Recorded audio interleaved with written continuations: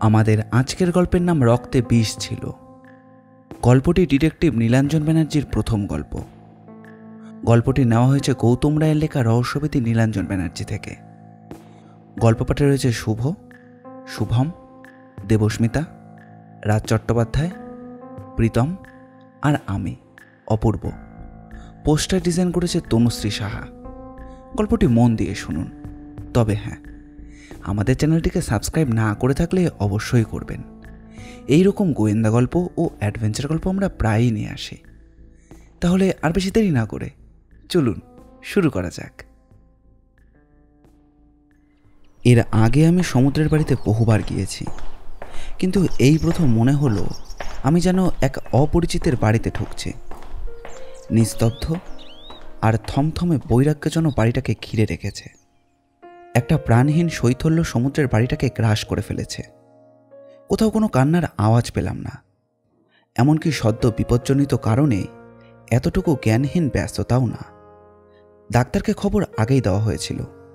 Doctor Ramanath Sen খান-দুয়েক বাড়ির পরেই থাকেন। ঘরে ঢুকে দেখি ডাক্তার কেমন যেন গম্ভীর মুখে বসে রয়েছেন। একপাশে সমুদ্রের সদ্য কেনা স্টিলের আলমারির গায়ে ঠেস দিয়ে নির্বাক স্পন্দনের মতো অদ্ভুত ভাবলেশির নীল ঠোঁটের ওপর মুঠো হাত রেখে দাঁড়িয়ে রয়েছে। ওর চোখ দুটো সমুদ্রের মুখের দিকে ঠাঁই নিবদ্ধ। অজন্তা মাটিতে বসে, বিছানার উপর হাত মুড়ে মাথা গুজে আধ বসা অবস্থায়। অনিতা দেবী মানে সমুদ্রের মা, ঠিক নীলের মতোই নির্বাক, প্রাণহীন নিশ্চল প্রতিমার মতো স্তব্ধ। আমার জুতোর আওয়াজে নীলবাদে সবাই মুখ ফিরিয়ে দেখলেন। প্রথমে কথা বললেন ডাক্তার সেন। আমার সঙ্গে আগেই ওর পরিচয় ছিল। আসুন অজয় বাবু, ভেরি স্যাড। সহসা আমি কোনো কথাই বলে উঠতে পারছিলাম না। আসলে এই সময় এই অবস্থায় ঠিক কোন কথা দিয়ে শুরু করতে হয় এবং কি বলতে হয় সেটা আমার জানা নেই। তবু একবার গিয়ে সমুদ্রকে ছুতে যাচ্ছিলাম। ডক্টর সেন হাই হাই করে উঠলেন। আমি তখনও অনেক কিছুই বুঝতে পারিনি, তাই কোনো রকমে জিজ্ঞাসা করলাম, কিন্তু কেন? Extremely sorry, Mr. Basu. He's dead. And I must say, this is not a case of normal incident. Rather, I should say, this is a case of accident or suicide. বোধহয় এটার জন্য আমি প্রস্তুত ছিলাম না। প্রথমত সমুদ্রের মৃত্যু আমার কাছে অতি অবাস্তব ঘটনা, এবং সেই মুহূর্তে ডাক্তার সেনের রিমার্কস আমাকে যেন আরও হতচকিত করে ফেলল। আত্মহত্যা? অসম্ভব। সমুদ্রের মধ্যে আত্মহত্যার কোনো টেন্ডেন্সি ছিল বলে তো আমার মনে পড়ে না। ও সর্বদাই বেশ সুস্থ আর স্বাভাবিক। জীবনে একটি অঘটন ছাড়া ওর সব কিছুই সাধারণের মতো। 8-9 বছর আগে ওর জীবনে একটি দুষ্প্রাপ্য অঘটন ঘটেছিল, একটি বিয়োগান্ত প্রেমের ব্যাপার, কিন্তু সে তো আজ অতীত। তাই নিয়ে সমুদ্রের মধ্যে কোনো বিকার বা হা হুতাশ আমি কোনোদিনই কিছু দেখিনি। আর আত্মহত্যার ব্যাপার স্যাপারগুলো ওর কাছে একটা কাওয়ার্সের গেম ছাড়ার কিছুই না। গতকাল 11:30 পর্যন্ত সমুদ্রের মধ্যে কোনো আত্মহত্যার বিষ লুকিয়েছিল না, এটা আমার বিশ্বাস। এখনও এই মুহূর্তে যখন ওর দেহ অর্ধেকের বেশি পুড়ে গেছে, আমার সেই বিশ্বাসে আমি এখনও অবিচল। সমুদ্র আত্মহত্যা করতেই পারে না। সমুদ্র যেন স্বাভাবিকের মতোই ঘুমিয়েছিল। বরাবরই ওর অভ্যেস একটু কাঁত হয়ে উবুর অবস্থায় শোয়া। আজ পর্যন্ত তার ব্যতিক্রম হয়নি। তার মুখে কোথাও কোনো বিকৃতিও ছিল না, কোথাও কোনো বিরক্তি বা মালিন্যও না। উজ্জ্বল শ্যামবর্ণের চিকন চেহারার একটি সাধারণ বাঙালি ছেলে। ওর মাথার কোঁচকানো কালো চুলগুলো দেখে যতদূর মনে হয়েছিল শোয়ার আগে ও চুল আঁচড়েছিল, সেগুলো এখনো পর্যন্ত অবিন্যস্ত হয়নি। ওর বরাবরের অভ্যেস রাত্রে পাজামা আর পাতলা অদ্দির পাঞ্জাবি পরে শোয়া, তারও ব্যতিক্রম হয়নি। পা থেকে কোমর পর্যন্ত একটা পাতলা চাদরও চাপা দেওয়া রয়েছে, এটা ওর পুরনো অভ্যেস। কিংকর্তব্য বিমূঢ়ের মতো আমি অনেকক্ষণ ওর মুখের দিকে চেয়ে বসেছিলাম। হঠাৎ নীলের গলা পেলাম। তাহলে ডাক্তার সেন, আপনি শিওর যে সমুদ্র সুইসাইড করেছে? Either suicide or it may be an accident. I mean something abnormal. এছাড়া অন্য কিছু বলার ক্ষমতা আমার নেই। কিন্তু আপনি ডেফিনেট হচ্ছেন কেমন করে যে এটা নর্মাল ডেথ নয়? বলতে পারেন খানিকটা আমার ইনটিউশন। মৃত্যু জীবনে আমি অনেক দেখেছি। প্রথম দিকে অনেকবার ভুলও করতাম। নর্মাল আর পিসফুল বডি দেখে ভাবতেও পারতাম না যে সেটা নর্মাল ডেথ নয়, কিন্তু পরে পোস্টমর্টম রিপোর্ট দেখে আশ্চর্য হয়ে যেতাম। But how can you say this? বললাম তো, এটা আমার ইনটিউশন, যা দীর্ঘ অভিজ্ঞতার পর আর সাধারণত ভুল হয় না। এনিওয়েজ, আমি কিন্তু নর্মাল ডেথ সার্টিফিকেট দিতে পারছি না। বেটার আপনারা পুলিশে রিপোর্ট করুন, হসপিটালে খবর দেওয়ার আর প্রয়োজন নেই। আচ্ছা, কতক্ষণ আগেও মারা গিয়েছে বলে আপনার ধারণা? বডির কন্ডিশন আর মুখের চেহারা দেখে অনুমান করা যায় ঘন্টা 5 আগে ওর মৃত্যু হয়েছে। একটু ছুঁয়ে দেখলেই বুঝতে পারবেন, বডিতে already rigor mortis sign show করছে। আমার বেশ মনে আছে, আমি 8 চোখে একবার ঘড়ি দেখেছিলাম। তখন প্রায় 7টা বাজে। তার মানে প্রায় 2টো নাগাদ সমুদ্র আমাদের ছেড়ে চলে গিয়েছে। ডাক্তার চলে যাওয়ার পর সর্বপ্রথম ঠুকরে কেঁদে উঠেছিল অজন্তা। আমার এখন বেশ মনে পড়ছে। আজ সকালে সেই সময়টা আমার জীবনের সবথেকে চরম অস্বস্তিকর অবস্থা। একদিকে অজন্তা কাঁদছে, আর অন্যদিকে পাথরের প্রতিমার মতো নিশ্চল সমুদ্রের মা। তার মুখে কোনো বিকার ছিল না, চোখে ছিল না কোনো ভাষা। শূন্য দৃষ্টিতে তাকিয়েছিলেন সামনের দেওয়ালটার দিকে।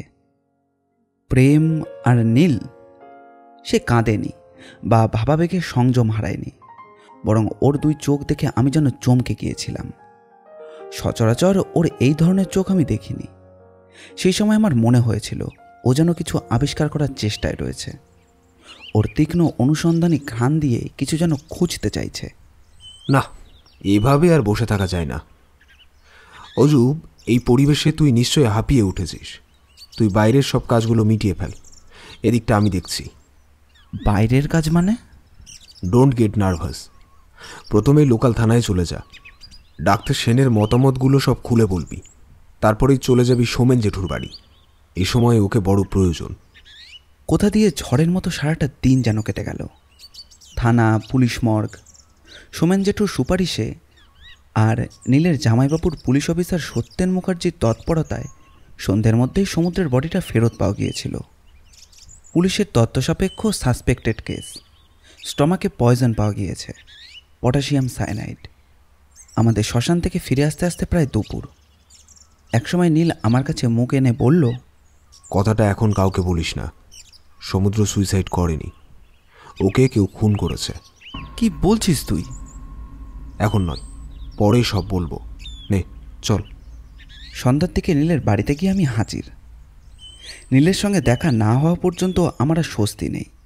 ঘরে ঢুকে দেখি নীল ওর সংলগ্ন ঘরের ছোট্ট ঝুল বারান্দায় একা একা বসে রয়েছে। আস্তে আস্তে আমি ওর পাশে গিয়ে অন্য একটা চেয়ারে বসলাম। ওর হাতে একটা ডায়েরি খোলা, তাতে ও এতক্ষণ তন্ময় হয়ে কি যেন হিজিবিজি আঁকছিল। আমি যেতেই ও একবার মুখ তুলে তাকালো, তারপর বলল, এসেছিস? বস। চা বলে এসেছিস? না, কাউকেই তো দেখলাম না। মাসিমা কোথায়? সমুর বাড়ি গেছে। তুই যাসনি? না, যেতে পারলাম না। রেখাকে ওখানে নামিয়ে চলে এলাম তোর কাছে। তুমি ওদের বাড়িতে আর যাওনি? কাল যাব। একবার গিয়ে তপার মাকে 2 কাপ চা বলে আয়। সুগন্ধি চায়ে চুমুক দিতে দিতে আমার আবার সমুদ্রের ভাবনা পেয়ে বসল।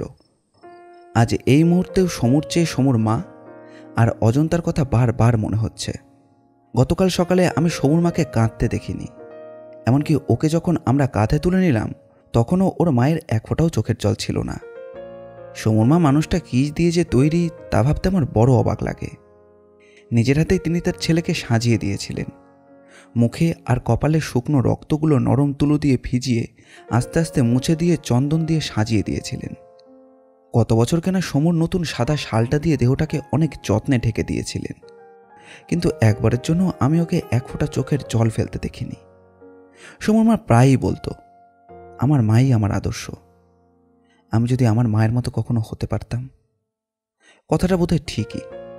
আর কেউ জানুক না জানুক, আমি আর নীল ওদের সব কথাই জানি। 5 বছরের ছেলে সমুদ্র আর 6 মাসের মেয়ে অজন্তাকে নিয়ে বিধবা হয়েছিলেন উনি। রেলের বড় পোস্টে কাজ করতেন সমর বাবা, মাইনেও পেতেন ভালো। সুখের সংসার, একটি ছেলে আর একটি মেয়েকে নিয়ে আনন্দেই ওদের দিন কাটত। হঠাৎই এক বড় রকমের অ্যাক্সিডেন্টে মাত্র 34 বছর বয়সে সবাইকে ছেড়ে তিনি চলে যান। 34 বছর কথাটা মনে পড়তেই আমি আবার চমকে উঠলাম। সমু তো ছেড়ে গেল 34 বছর বয়সে। 34 বছর বয়সটা কি সত্যি ওদের পরিবারের জন্য অভিশপ্ত বছর? কে জানে। তারপর থেকে এই দীর্ঘ বছরগুলো ধরে বিধবা মা মানুষ করেছেন সমুদ্র আর অজন্তাকে। একদিনের জন্যও জানতে দেননি, বুঝতেও দেননি যে ঝড় কতটা লাগছে গাছের মাথায়। আমার মনে পড়ে যায় একদিনের কথা, এমকমের ফাইনাল পরীক্ষা। সেই সময় হঠাৎ সময় এসে বলেছিল যেমন করেই হোক পাসটা করতেই হবে, বুঝলি অজু। পড়াশোনায় সমু বেশ ভালোই ছাত্র। হঠাৎ সামান্য পাস নিয়ে এত মাথা ঘামানোর কারণ আমি বুঝতে পারলাম না। আমি জিজ্ঞাসা করলাম, তুই পাস করবি না আর সেটা আমাকে বিশ্বাস করতে হবে? না রে ভাই, মা আর পারছে না। পাসটা করে আমাকে একটা চাকরি পেতেই হবে। কেন, উনি কি সেরকম কিছু ইঙ্গিত দিয়েছেন? তুই তো জানিস মা স্পষ্ট কথা বলেন। আজ সকালে আমাকে ডেকে বললেন আমার সেলাইয়ের সব কাজগুলো বন্ধ হয়ে গেছে। প্রভিডেন্ট ফান্ড আর অ্যাক্সিডেন্টাল ড্যামারেজ হিসেবে যে টাকাগুলো পাওয়া গিয়েছিল আর তোমার বাবার জমানো যা কিছু ছিল তাই দিয়ে কোনো রকমে তোমাদের এখানে এনে দাঁড় করিয়েছি। আমার কাছে এমনকি একটা সোনার আংটি পর্যন্ত নেই যা দিয়ে তোমাদের খরচ চালাতে পারি। তোমার ফাইনাল পরীক্ষার ফিসটুকুই ছিল আমার শেষ সম্বল। অজন্তার বিয়ের কথা তুমি ভেবো, আর আমার ভাববার মতো অবশিষ্ট কিছুই নেই। কিছুক্ষণ পর সমু আবার বলেছিল, তোর তো অনেক জানাশুনো আছে, আমায় আপাতত কয়েকটা টিউশন জোগাড় করে দিতে পারিস? আমি আর ভেবে উঠতে পারছিলাম না। মাথা উঁচু করে চলা যে ভদ্রমহিলার অভ্যেস, কঠোর বাস্তবের গুরু সত্যগুলোকে তিনি তার প্রথম যৌবন থেকে শক্ত হাতে মোকাবিলা করে চলেছিলেন, সেই মহিলা তার শেষ সম্বল হারিয়ে এখন কি করবেন? যতদূর মনে হয় তিনি অজন্তার গ্রাসাচ্ছন্নের জন্য কারোর কাছে হাত পাতবেন না। অথচ সংসার বড়ই জটিল, বাস্তব বড়ই রূঢ়। তুই ভাবছিস কি করে ওদের চলবে, তাই না? চমকে ঘুরে দেখে নীল আমার দিকে তাকিয়ে রয়েছে। নিয়নের আলোয় ওর বড় বড় চোখ দুটো একটু ফোলা ফোলা লাগছিল। বেশ বোঝা যায় আজ সারাদিনই ও ঘুমিয়েছে। টেলিপ্যাথিটা ও কবে শিখেছিল তা আমি জানি না, কিন্তু আমার মনের কথাটা ও পড়ে ফেলেছে। হ্যাঁ, ঠিকই ধরেছ তুমি। জানো তো ওর মাকে কী যে হবে। কিন্তু আমি জানি অজু, তুই কি জিজ্ঞাসা করবি। হ্যাঁ, সে কথাই তো আমি তোমাকে জিজ্ঞাসা করতে চাইছি। তুমি কি করে ভাবলে যে এই সমুখে খুন করা হয়েছে? মনে আছে তোর, ডাক্তার সেন বলেছিলেন is an abnormal death. Abnormal death মানে কি homicide? But homicide is abnormal. কথার প্যাচে ফেলো না, কি বলতে চাইছো ঠিক করে বলো। এক্ষুনি সঠিক সিদ্ধান্তে আসার সময় হয়নি, হলে বলবো, মনে হলো তাই বললাম। এ তো মহা আশ্চর্য গেরা করে ফেললে। ডাক্তার সেনও বললেন যে অ্যাবনর্মাল কেস। সমর মুখ দেখে কি তাই মনে হচ্ছে? আমি তোর মুখের মধ্যে তন্ন করে খুঁজেও কোনো আনন্যাচারাল কিছু পাইনি। অবশ্য তিনি ডাক্তার। কিন্তু দেখলি তো তোর কথাগুলো কিরকম মিলে গেল। হ্যাঁ, অভিজ্ঞ ডাক্তার তাই। আমি অভিজ্ঞ গোয়েন্দা নই, বা পুলিশেও চাকরি করি না। কি করে এমন বললাম, এই তো। হ্যাঁ, ঠিক তাই। আচ্ছা তুমি বলো তো, সমুকে কে হত্যা করতে পারে? তা তো বলবো না। তাহলে কি করে সে কথাটা বলছো? এটা তো আত্মহত্যাও হতে পারে। না, পারে না। সমু কি আত্মহত্যা করার ছেলে? মানুষের মনের কথা কি সবসময় ওপর থেকে বোঝা যায়? আমি সব মানুষের কথা বলছি না, সমুর কথা বলছি। তুইও কি তাই বিশ্বাস করিস? এবার আমায় একটু ইতস্তত করতে হলো, কেননা সমু যে ধরনের ছেলে তাতে তার আত্মহত্যার কোনো মোটিভ আমি খুঁজে পাচ্ছিলাম না। এমএ পাশ করার পর সোমেন জেঠুর ব্যক্তিগত সুপারিশের জোরেই ব্যাংকের একটা চাকরি জোগাড় করতে পেরেছিল সে। নিজস্ব যোগ্যতায় আর ডিপার্টমেন্টাল পরীক্ষা দিয়ে ওর চাকরিটা বেশ শাসালো। ভেঙে যাওয়া সংসারটা আবার নতুন করে জোয়ারের টানে তরতরিয়ে ভেসে চলেছিল। অজন্তার বিয়ের জন্য ছেলেটেলে দেখা চলেছে। ইতিমধ্যে রোগা ব্যাংলা সমুর চেহারায় গতি লেগেছিল। সামনেই সমু আরও একটা ডিপার্টমেন্টাল পরীক্ষা দেওয়ার জন্য প্রস্তুত হচ্ছিল। তাতে পোস্টটা অনেকটা বেড়ে যেত। ইদানিং মোটামুটি ওকে সুখেই দেখাতো। ধীরে ধীরে ওর মায়ের মুখেও কিছু স্বপ্নের ইঙ্গিত পাওয়া যাচ্ছিল। আসলে সমু বরাবরই চেয়েছিল তার মাকে খুশি করতে। মায়ের ক্লান্ত আর কঠিন মুখে হাসি ফিরিয়ে আনতেই ওর যত সাধ্য সাধনা। সেই সময় আত্মহত্যা করতে পারে না, আমাকে ভাবিয়ে তুলেছিল ঠিক এইখানেই। নীলের কথায় সায় দিয়ে তাই আমি বললাম, না না না না, সমু আত্মহত্যা করেছে এটা আমি বিশ্বাস করি না। তাহলে আর কি কারণে মৃত্যু হতে পারে? কোনো অ্যাক্সিডেন্ট? মানে ভুল করে? ভুল করে কেউ পটাশিয়াম সাইনাইড খায়? না, তা না। অন্য কোনো ওষুধ খেতে গিয়ে হয়তো ভুল করেই। পটাশিয়াম সাইনাইড কি খুবই সহজলভ্য, নাকি কেউ ওষুধের জায়গাতে সাইনাইডের শিশি রেখে দেয়? ভুল করে বা ডোজের মাপ ঠিক করতে না পেরে কেউ কেউ বেশি করে ঘুমের ওষুধ খেয়ে ফেলে। কিন্তু এ তো রীতিমতো ডেঞ্জারাস পয়জন। জিভে ঠেকালেই মৃত্যু অবধারিত। তাহলে আর কি কারণ থাকতে পারে? টার্গেটটা যদি মিস হয়ে গিয়ে থাকে? যেমন? হত্যাকারীর হয়তো অন্য কাউকে মারার ইচ্ছে ছিল, ভুলবশত সমু হয়ে গিয়েছে ভিক্টিমাইজড। ও বাড়িতে আর কার খুন হওয়ার সম্ভাবনা থাকতে পারে? মাসিমার? মাসিমাকে খুন করে কার কি লাভ? কার কোথায় কিসে লাভ তা বলতে পারছি না, তবে না বিত্তে না বৈভবে মাসিমাকে কেউ মারতে চাইবে না। মাসিমার কথা বাদ দে। অজন্তা? হতে পারে। কেন? যদিও অজন্তার ব্যক্তিগত জীবন সম্বন্ধে আমি কিছু জানি না, তবু প্রেম ঘটিত কারণে কোনো প্রতিহিংসাজনিত সম্ভাবনা থাকে। অর্থাৎ তুমি বলতে চাইছো অজন্তার সঙ্গে কোনো ছেলের প্রেম ছিল, অজন্তা তাকে পাত্তা দেয়নি, তাই আউট অফ জেলাসি। প্রেমটা আজকাল এত সহজ হয়ে গেছে, তার জন্য দুম করে মার্ডার করার রিস্ক কে জানে, হতেও পারে। তবে প্রক্রিয়ার আর যেভাবে বিষ অ্যাপ্লাই করা হয়েছে তা দিয়ে অজন্তার মতো মেয়েকে হত্যা করা যায় না। তুমি কি বুঝতে পেরেছো যে ওকে কিভাবে মারা হয়েছে? মনে হচ্ছে আমি যা সন্দেহ করেছি তাই হবে। কি কি সেটা? সব বলবো, 100% ডেফিনেট হই তারপর। কিন্তু কেন? কি কেন? ওকে হত্যা করা হবে কেন? কে ওকে হত্যা করলো? ইয়েস বৎস, সেই আদি অকৃত্রিম সমস্যা HWW, how, why and who. যে কোনো হত্যার এই তিনটেই বড় প্রশ্ন।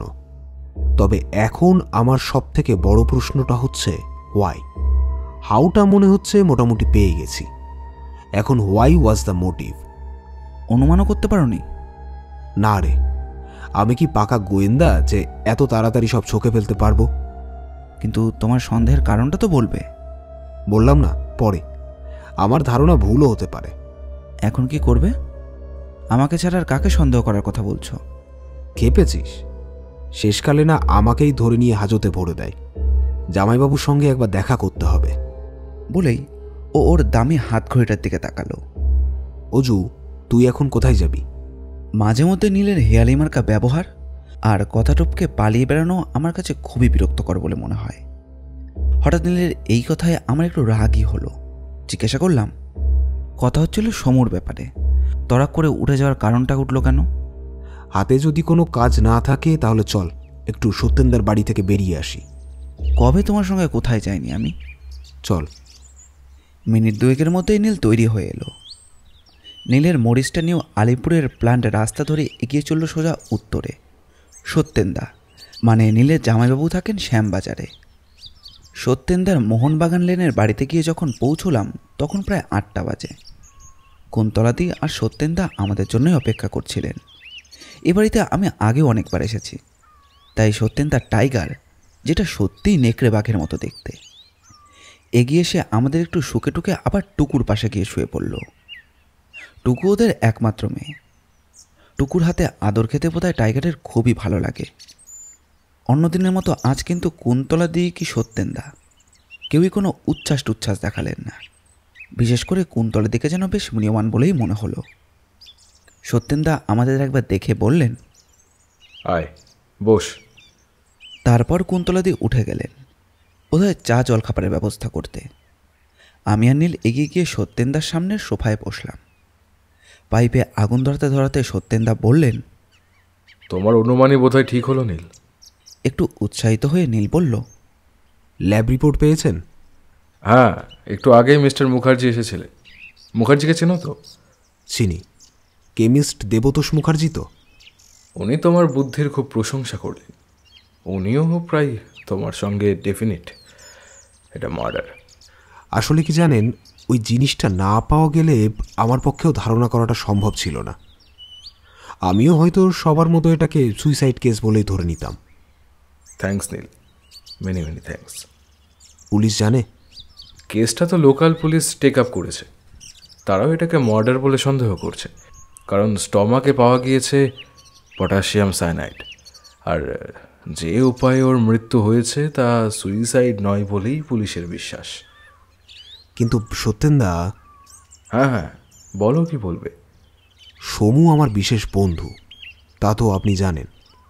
জীবনে এর আগে আমি কখনোই গোয়েন্দা হওয়ার স্বপ্ন দেখিনি, যদিও গোয়েন্দা কাহিনী বা গল্প অনেক পড়েছি। তবু এই কেসটায় আমি চাইছিলাম নিজেই জটটা খুলতে, অবশ্য যদি পুলিশের আপত্তি না থাকে। আসলে আমি ভুলে যেতে পারছি না সমুকে, নিরীহ সমুর জীবনের আশা আকাঙ্ক্ষার স্বপ্নগুলোকে। ওর জীবনে তেমন কোনো বড় স্বপ্ন ছিল না, ও কেবল চেয়েছিল ওর মাকে একটু সুখ আর শান্তি দিতে। একটা ছেলের জীবনের এত ছোট্ট একটা আশাকে যে এইভাবে ধ্বংস করে দিয়েছে, আমি চাই সে হত্যাকারীকে খুঁজে বার করতে। তাকে আমি। শেষের দিকে বোধহয় আবেগেই নীলের গলাটা বুঝে এসেছিল। জীবনে এই প্রথম নীলকে আমি অভিভূত হয়ে পড়তে দেখলাম, এই প্রথম আমি ওকে আবেগে কাঁপতে দেখলাম। আমার কাছে এই বড়ই আশ্চর্যের। বুঝলাম সমুকে কতখানি নাড়া দিয়ে চলে গেছে, যা গতকাল থেকে আজ পর্যন্ত ওর মুখ দেখে আমার কখনো মনে হয়নি। কিন্তু আগাগোড়া সমস্ত ব্যাপারটাই আমার কাছে কেমন যেন রহস্যময় বলে মনে হচ্ছিল। নীল আর সত্যেন্দার কথার কোনো তাৎপর্যই আমি খুঁজে পাচ্ছিলাম না। নীল কি পেয়েছে, আর তা দিয়ে এমন কী প্রমাণ হলো যে এটা মার্ডার কেস? হঠাৎই সত্যেন্দার গলা আমার চিন্তাসূত্র ছিন্ন করল। আমি তোমার সব কথা বুঝতে পারছি নীল। বেশ, তুমি যখন এতই উৎসাহী, কালই চলো ডিসিডিডি মিস্টার সান্যালের কাছে চলো। তোমার এই আবিষ্কার আর এর সন্দেহের ক্ষীণ সূত্রটিকে যেভাবে তুমি আমার পুলিশের হাতে তুলে দিয়েছ, তাতে এমনিতেই উনি তোমার প্রতি ইন্টারেস্টেড হবেন। নিজের মুখে তার কাছে তোমার আর্জি পেশ করো। তাছাড়া আমি তো পুলিশের কাজে কোনো হস্তক্ষেপ করছি না বা করতে চাইছিও না। আমি আমার মতো কাজ করে যাব, পুলিশ করবে পুলিশের কাজ। আমি চাই হত্যাকারী ধরা পড়ুক, কেবল প্রয়োজনে পুলিশ আমাকে একটু সাহায্য করবে। এটা নিশ্চয়ই ওদের আপত্তির কারণ হতে পারে না। মনে হয় না এতে পুলিশের আপত্তি হবে। তাছাড়া প্রাইভেট ডিটেকটিভ বলে একটা ল্যাঙ্গুয়েজ যখন চালু হয়েছে, তবে লোকাল থানা ইনচার্জ সাত্তকী বসু লোকটা একটু গোয়ার আর দাম্ভিক। তিনি ঠিক তোমাকে কিভাবে রিসিভ করবেন তা আমি বুঝতে পারছি না। দেখা যাক। এবার আমি সত্যিই কিছু না বলে থাকতে পারলাম না, বললাম, কিন্তু এটা যে খুন তা প্রমাণ। তোমার বন্ধুই তো প্রমাণ করে দিয়েছে। রাগত দৃষ্টি নিয়ে নীলের দিকে একবার তাকিয়ে সত্যেন্দাকে বললাম, আমার কাছেও এসব নিয়ে কিছুই বলে না। আমি বোকাশোকা মুখ্য মানুষ, বুদ্ধিশুদ্ধি আমার তেমন কিছুই নেই বলেই হয়তো আমার কাছেও মুখ খোলেনি। আপনিই বলুন। আমার অভিমানটা বোধহয় ছোট্ট ঘরটার চারিদিকে ছড়িয়ে পড়ল। প্রথমেই সত্যেন্দা হো হো করে হেসে ফেললেন। নিজের বোকামিতে এবার আমার নিজেরই খারাপ লাগলো। নীলের দিকে তাকিয়ে দেখি সেও কিছুটা লজ্জিত আর বিষণ্ণ একটা হাসি নিজের মুখে নিয়ে এসে বলল, আসলে কি জানিস, আমি নিজেই তো ডেফিনিট ছিলাম না, তাই বলিনি। আমি সবই বলতাম। বোকাদের কাছে কিছু বেফাস বলে বোকামি করার তো আর কোনো দরকার নেই। সত্যেন্দা, আপনিই বলুন, কারণ এ ব্যাপারে আমারও বোধহয় কিছু জানার দরকার, কারণ সমু আমারও বন্ধু। নিশ্চয়ই সব কিছু তোমারও জানাটা দরকার। না নীল, এ তোমার ভারী অন্যায়। অযোগে তোমার সব কিছু বলা উচিত ছিল। আচ্ছা বেশ, আমি বলছি, শোনো। সমু কি সিগারেট খেত তুমি তা জানো? জানি। ও বরাবরই ফাইন কাট প্রিন্স হেনরি টোবাকো নিজে পাকিয়ে সিগারেট তৈরি করে খেত। এটা ওর কতদিনের অভ্যেস? তা 14 বছর। 14 বছর? 2-1 বছর কি কম বেশি হতে পারে না? না, তা পারে না। কেন? প্রথম সিগারেট খাওয়ার হাতে করি আমার এবং সমুর হয়েছিল এই নীলের হাতেই। সে কি হে নীলবাবু, এই ব্যাপারেও তুমি এদের গুরু নাকি? নীল নিজে কোনো উত্তর দিল না। কুন্তল দি কপট রাগে বললেন, বখাটে, ও একটা চিরকেলে অসভ্য। ও তো সব ব্যাপারেই গুরু, সব কিছুতেই হাতে খড়ি ওর থেকে। হ্যাঁ, যা বলছিলাম, আমাদের 3 বন্ধু তখন সবে শুরু। বেশ কিছুদিন সমু নীলের দেওয়া সিগারেট খাওয়ার পর হঠাৎই একদিন বলেছিল, না, এভাবে একজনের টাকা ধ্বংস করে নেশা চালানো যায় না। এত তাড়াতাড়ি সিগারেট যে নেশা হয়ে যাবে সেটা আমি কখনোই ভাবতে পারিনি। আমার হাতে আসে গুণাগুন্তি টাকা। ভাবছি এবার থেকে টোবাকো খাওয়া ধরবো, ওতে অনেক কম খরচ। সেই থেকে সমু বরাবরই নিজের পাকানো সিগারেট খেত। অন্য কারোর অফার করার সিগারেট খেত না? না, কোনো দিনও না। নীল অনেকবার ওকে দামি সিগারেট অফার করেছে, কিন্তু কোনোদিনও নিজের ব্র্যান্ড ছাড়া আর তো কিছু খেত না। বলতো অভ্যেস খারাপ হয়ে যাবে। এমন কি কখনো হয়েছে হঠাৎ ওর টোব্যাকো ফুরিয়ে গেছে, তখন বাধ্য হয়ে কেনা সিগারেট খেয়েছে? কি নীলবাবু, এমন কিছু কি মনে পড়ছে তোমার? না না সত্যেনদা, এরকম ঘটনা ঘটেনি। ও বরাবরই একটু হিসেবি টাইপ, একটু গুছানো স্বভাবের। পাউচ শেষ হওয়ার আগেই নতুন একটা স্টক ঠিক করে রাখতো। অথচ এতদিন জানতুম যে কবিরা একটু কাঁচা খোলা হয়। এই ব্যাপারে সমুর একটা নিজস্ব মতামত ছিল। ও বলতো, আচ্ছা ওর কথাতেই বলি, আরে আমি তো আর সত্যিকারের কবি নই, মনে কিছু ভাবটা পেলে ফটাফট লিখে ফেলি, লোকে বলে দারুণ হয়েছে। আসলে আমি খুবই গেরস্থ টাইপ, আগে ঘর, তারপর ওসব কবি টবি হওয়া। অবশ্য মাঝে মধ্যেও অন্য যুক্তি খাড়া করে বলতো, কবিতা লিখি বলেই কি রামপ্রসাদের মতো হিসেবি খাতায় গান লিখতে হবে? সত্যিকারের যে রাঁধুনি সে কি কখনো চুল বাঁধে না? এ সংসারে গৃহী সাধু তো রয়েছে, তোদের অবধূতরা তাহলে কি? স্বয়ং রামকৃষ্ণদেবী তো বলেছিলেন, সারাদিন সংসার করবি এবং মাঝে মধ্যে এক আধবার মায়ের নাম করবি, দেখবি সবই পাওয়া হয়ে গেছে। সমু এরকমই, ও এইভাবেই ও জীবনের হিসেব নিকেশ করার চেষ্টা করেছিল। তাহলে তো কোনো মতে নীলের যুক্তি উড়িয়ে দেওয়া যায় না। এই যে ধরো, আমি ছোটবেলায় 2-1 বার সিগারেট খাওয়া ছাড়া আর কোনোদিনও পাইপ ছাড়া অন্য কিছু খাইনি। অবশ্য এমন নয় যে আমাকে কেউ অফার করলে সিগারেট খাবো না, কিন্তু ধরো পাইপ ছাড়া আমি আর অন্য কোনোভাবে ধূমপান করি না। মনে করো হঠাৎ আমার মৃত্যু হলো। বলতে বলতেই একবার কুন্তলদির মুখের দিকে তাকিয়ে নিলেন, কিন্তু কুন্তলদির মুখে কোনো প্রতিক্রিয়া হলো না, হয়তোবা দীর্ঘদিন পুলিশের ঘরণী হওয়ার জন্য। সত্যেনদা আবার বলা শুরু করলেন, মৃত্যুটা ধরা যাক পুলিশ রিপোর্ট দিল যে অস্বাভাবিক। খুঁজতে খুঁজতে দেখা গেল আমার টোব্যাকোর মধ্যেই অথবা আমার পাইপের ডগায়, যেটা দাঁত দিয়ে কামড়ে ধরতে হয়, সেখানে মারাত্মক বিষ পাওয়া গেল।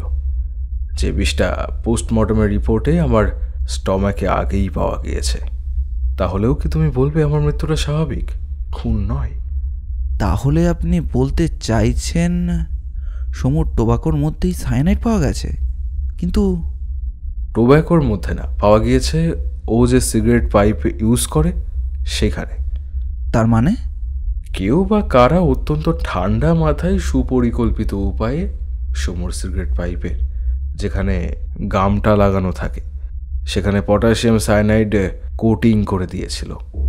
তারপর আশ্চর্য, কিন্তু সিগারেট লিফ তো একটা করে টেনে নিতে হয়, আর ওটা থাকতো নিজের কাছে। তাহলে কিভাবে সম্ভব পয়জনটা মেশানো? নিশ্চয়ই সিগারেট কোম্পানি পেপার সাপ্লাই করার সময় পয়জন লাগিয়ে বাজারে ছাড়েনি। না, নিশ্চয়ই নয়, কিন্তু ওয়ালেটের মধ্যে 1-2 পেপার পয়জন পেস্ট করাটা কি খুব শক্ত কাজ?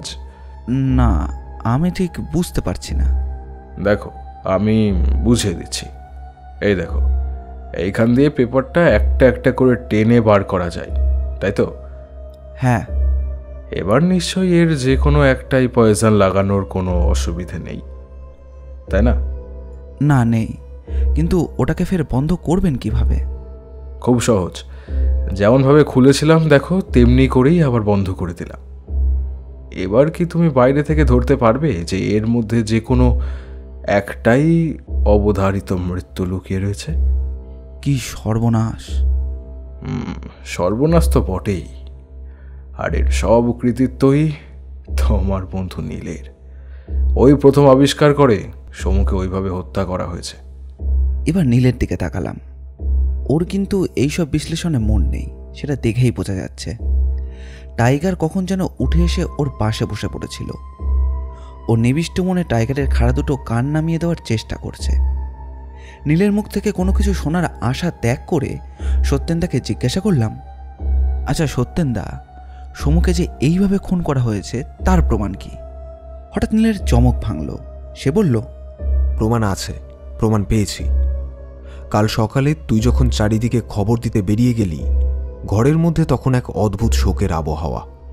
অজন্তা কাঁদছে, মাসিমা স্থির দৃষ্টিতে দেয়ালের দিকে তাকিয়ে আছে। নিষ্প্রিয়ের মতো ঘরের চারিদিকে দেখতে দেখতে হঠাৎ সমুর খাটের তলায় সাদা মতো কি একটা আমাকে আকৃষ্ট করল। সমুর খাটের তলাটা ফাঁকাই থাকত। ওদের দুজনের দৃষ্টি এড়িয়ে সাদা জিনিসটাকে আমি তুলে নিলাম। দেখলাম একটা আধ পাকানো সিগারেট, তার অর্ধেকটা পাকানো আর অর্ধেকটা খোলা। খোলা জায়গায় ট্যাবাকোটা পড়ে আছে। জিনিসটা আমাকে তক্ষুনি ভাবিয়ে তুলল। আধ কাঁপানো সিগারেট, তাও সেটা খাটের তলায়। কিন্তু কেন? সমুরা গরিব হলেও ওরা বরাবরই পরিষ্কার। ওই যে একটু আগে তুই বললি সমু খুব গেরস্থ টাইপের, কথাটা ঠিক। অপরিষ্কার ঘরদোর সমু কখনোই পছন্দ করত না। প্রতিদিনই ঘরের আসবাব, দেয়াল, মেঝে সবই অজন্তা নিজের হাতে পরিষ্কার করে রাখত। তাই ঘরে সবকিছুর মধ্যেই একটা যত্নের ছাপ। তাহলে ঝকঝকে মেঝের উপর একটা আধ পাকানো সিগারেট কেন পড়ে থাকবে? সমুর অসাবধানতাই? না, তাও হতে পারে না। আমি তখনই ওর অ্যাস্ট্রেটা দেখলাম। অ্যাস্ট্রেতেই একটা পোড়া সিগারেটের অবশিষ্ট পড়ে রয়েছে। এ দিয়ে কি কনক্লুশনে আসা যায়? যেহেতু ওর অ্যাস্ট্রেতে আগের দিন বা সকালের কোনো পোড়া সিগারেট থাকে না, সেহেতু এটা বুঝে নিতে কোনো অসুবিধা হলো না। সমু গতকাল রাত্রে ফিরে এসে মাত্র একটা সিগারেট খেয়েছিল, কিন্তু আর একটা খাটের নিচে পড়ে থাকবে কেন? তবে সেটা কি তার হাত থেকে পড়ে গিয়েছিল?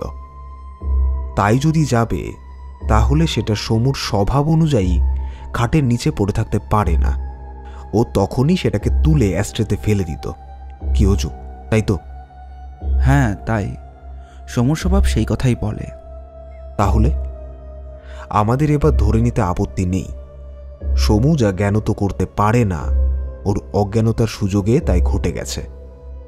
তার মানে তুই বলতে চাইছিস সমু তার আগেই মারা গেছে? ইয়েস, আধ পাকানো সিগারেটটা সমুর জ্ঞানহীনতার সুযোগেই নিচে পড়ে গেছে। তোর কিন্তুর কথায় আমি আসছি। তুই বলতে চাইছিস তো সিগারেটটা আধ পাকানো কেন? স্বভাবত এই প্রশ্ন সবারই মনে আসে, আমারও এসেছিল। প্রথমে আমারও মনে হয়েছিল সিগারেটটা কেন পুরো পাকানো হয়নি। এতটা কেয়ারলেস তো হতে পারে না। তবে কি পাকানোই কোনো ডিফেক্ট?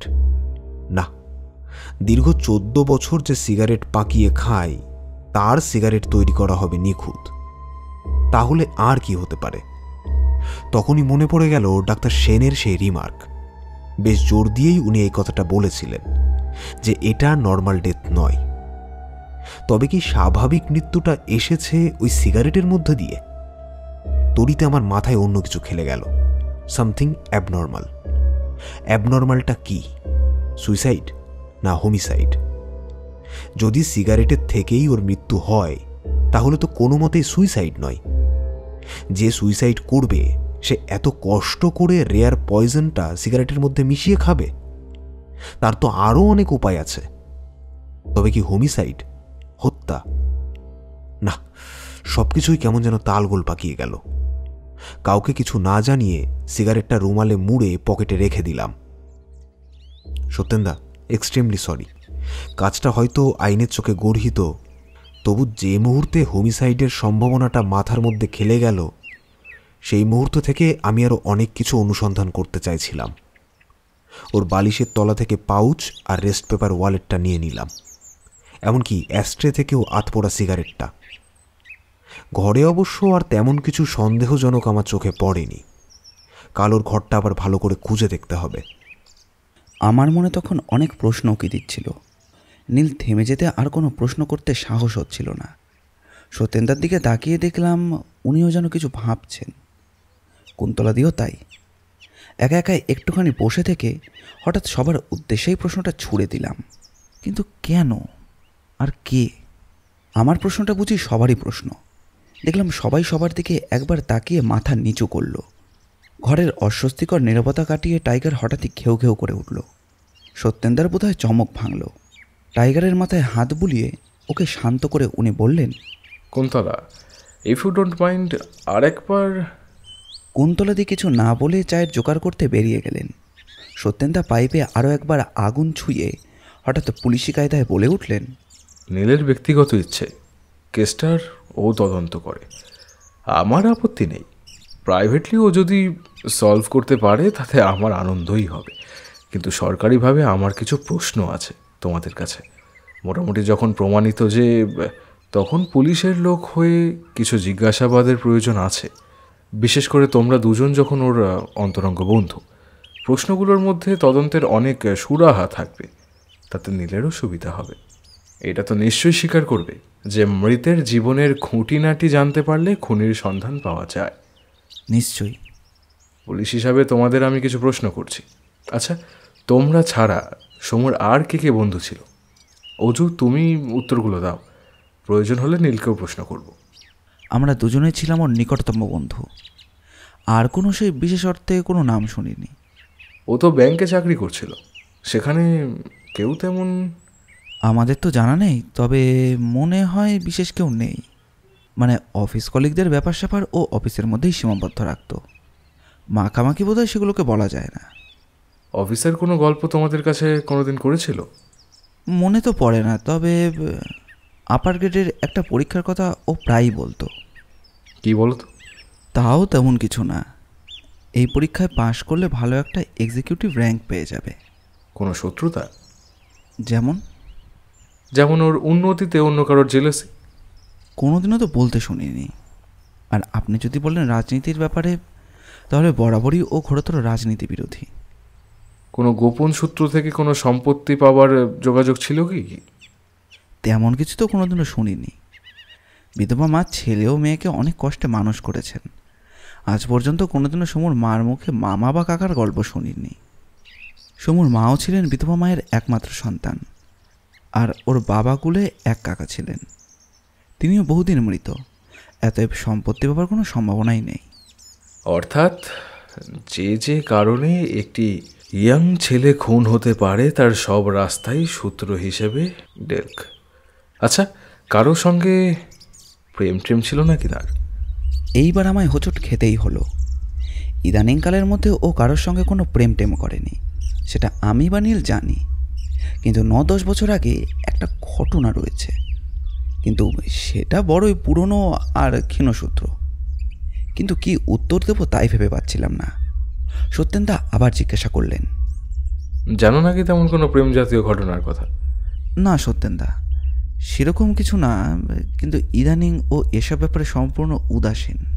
তবে থামলে কেন, বলো। প্রায় 9-10 বছর আগে একটি মেয়েকে ও ভালোবাসত।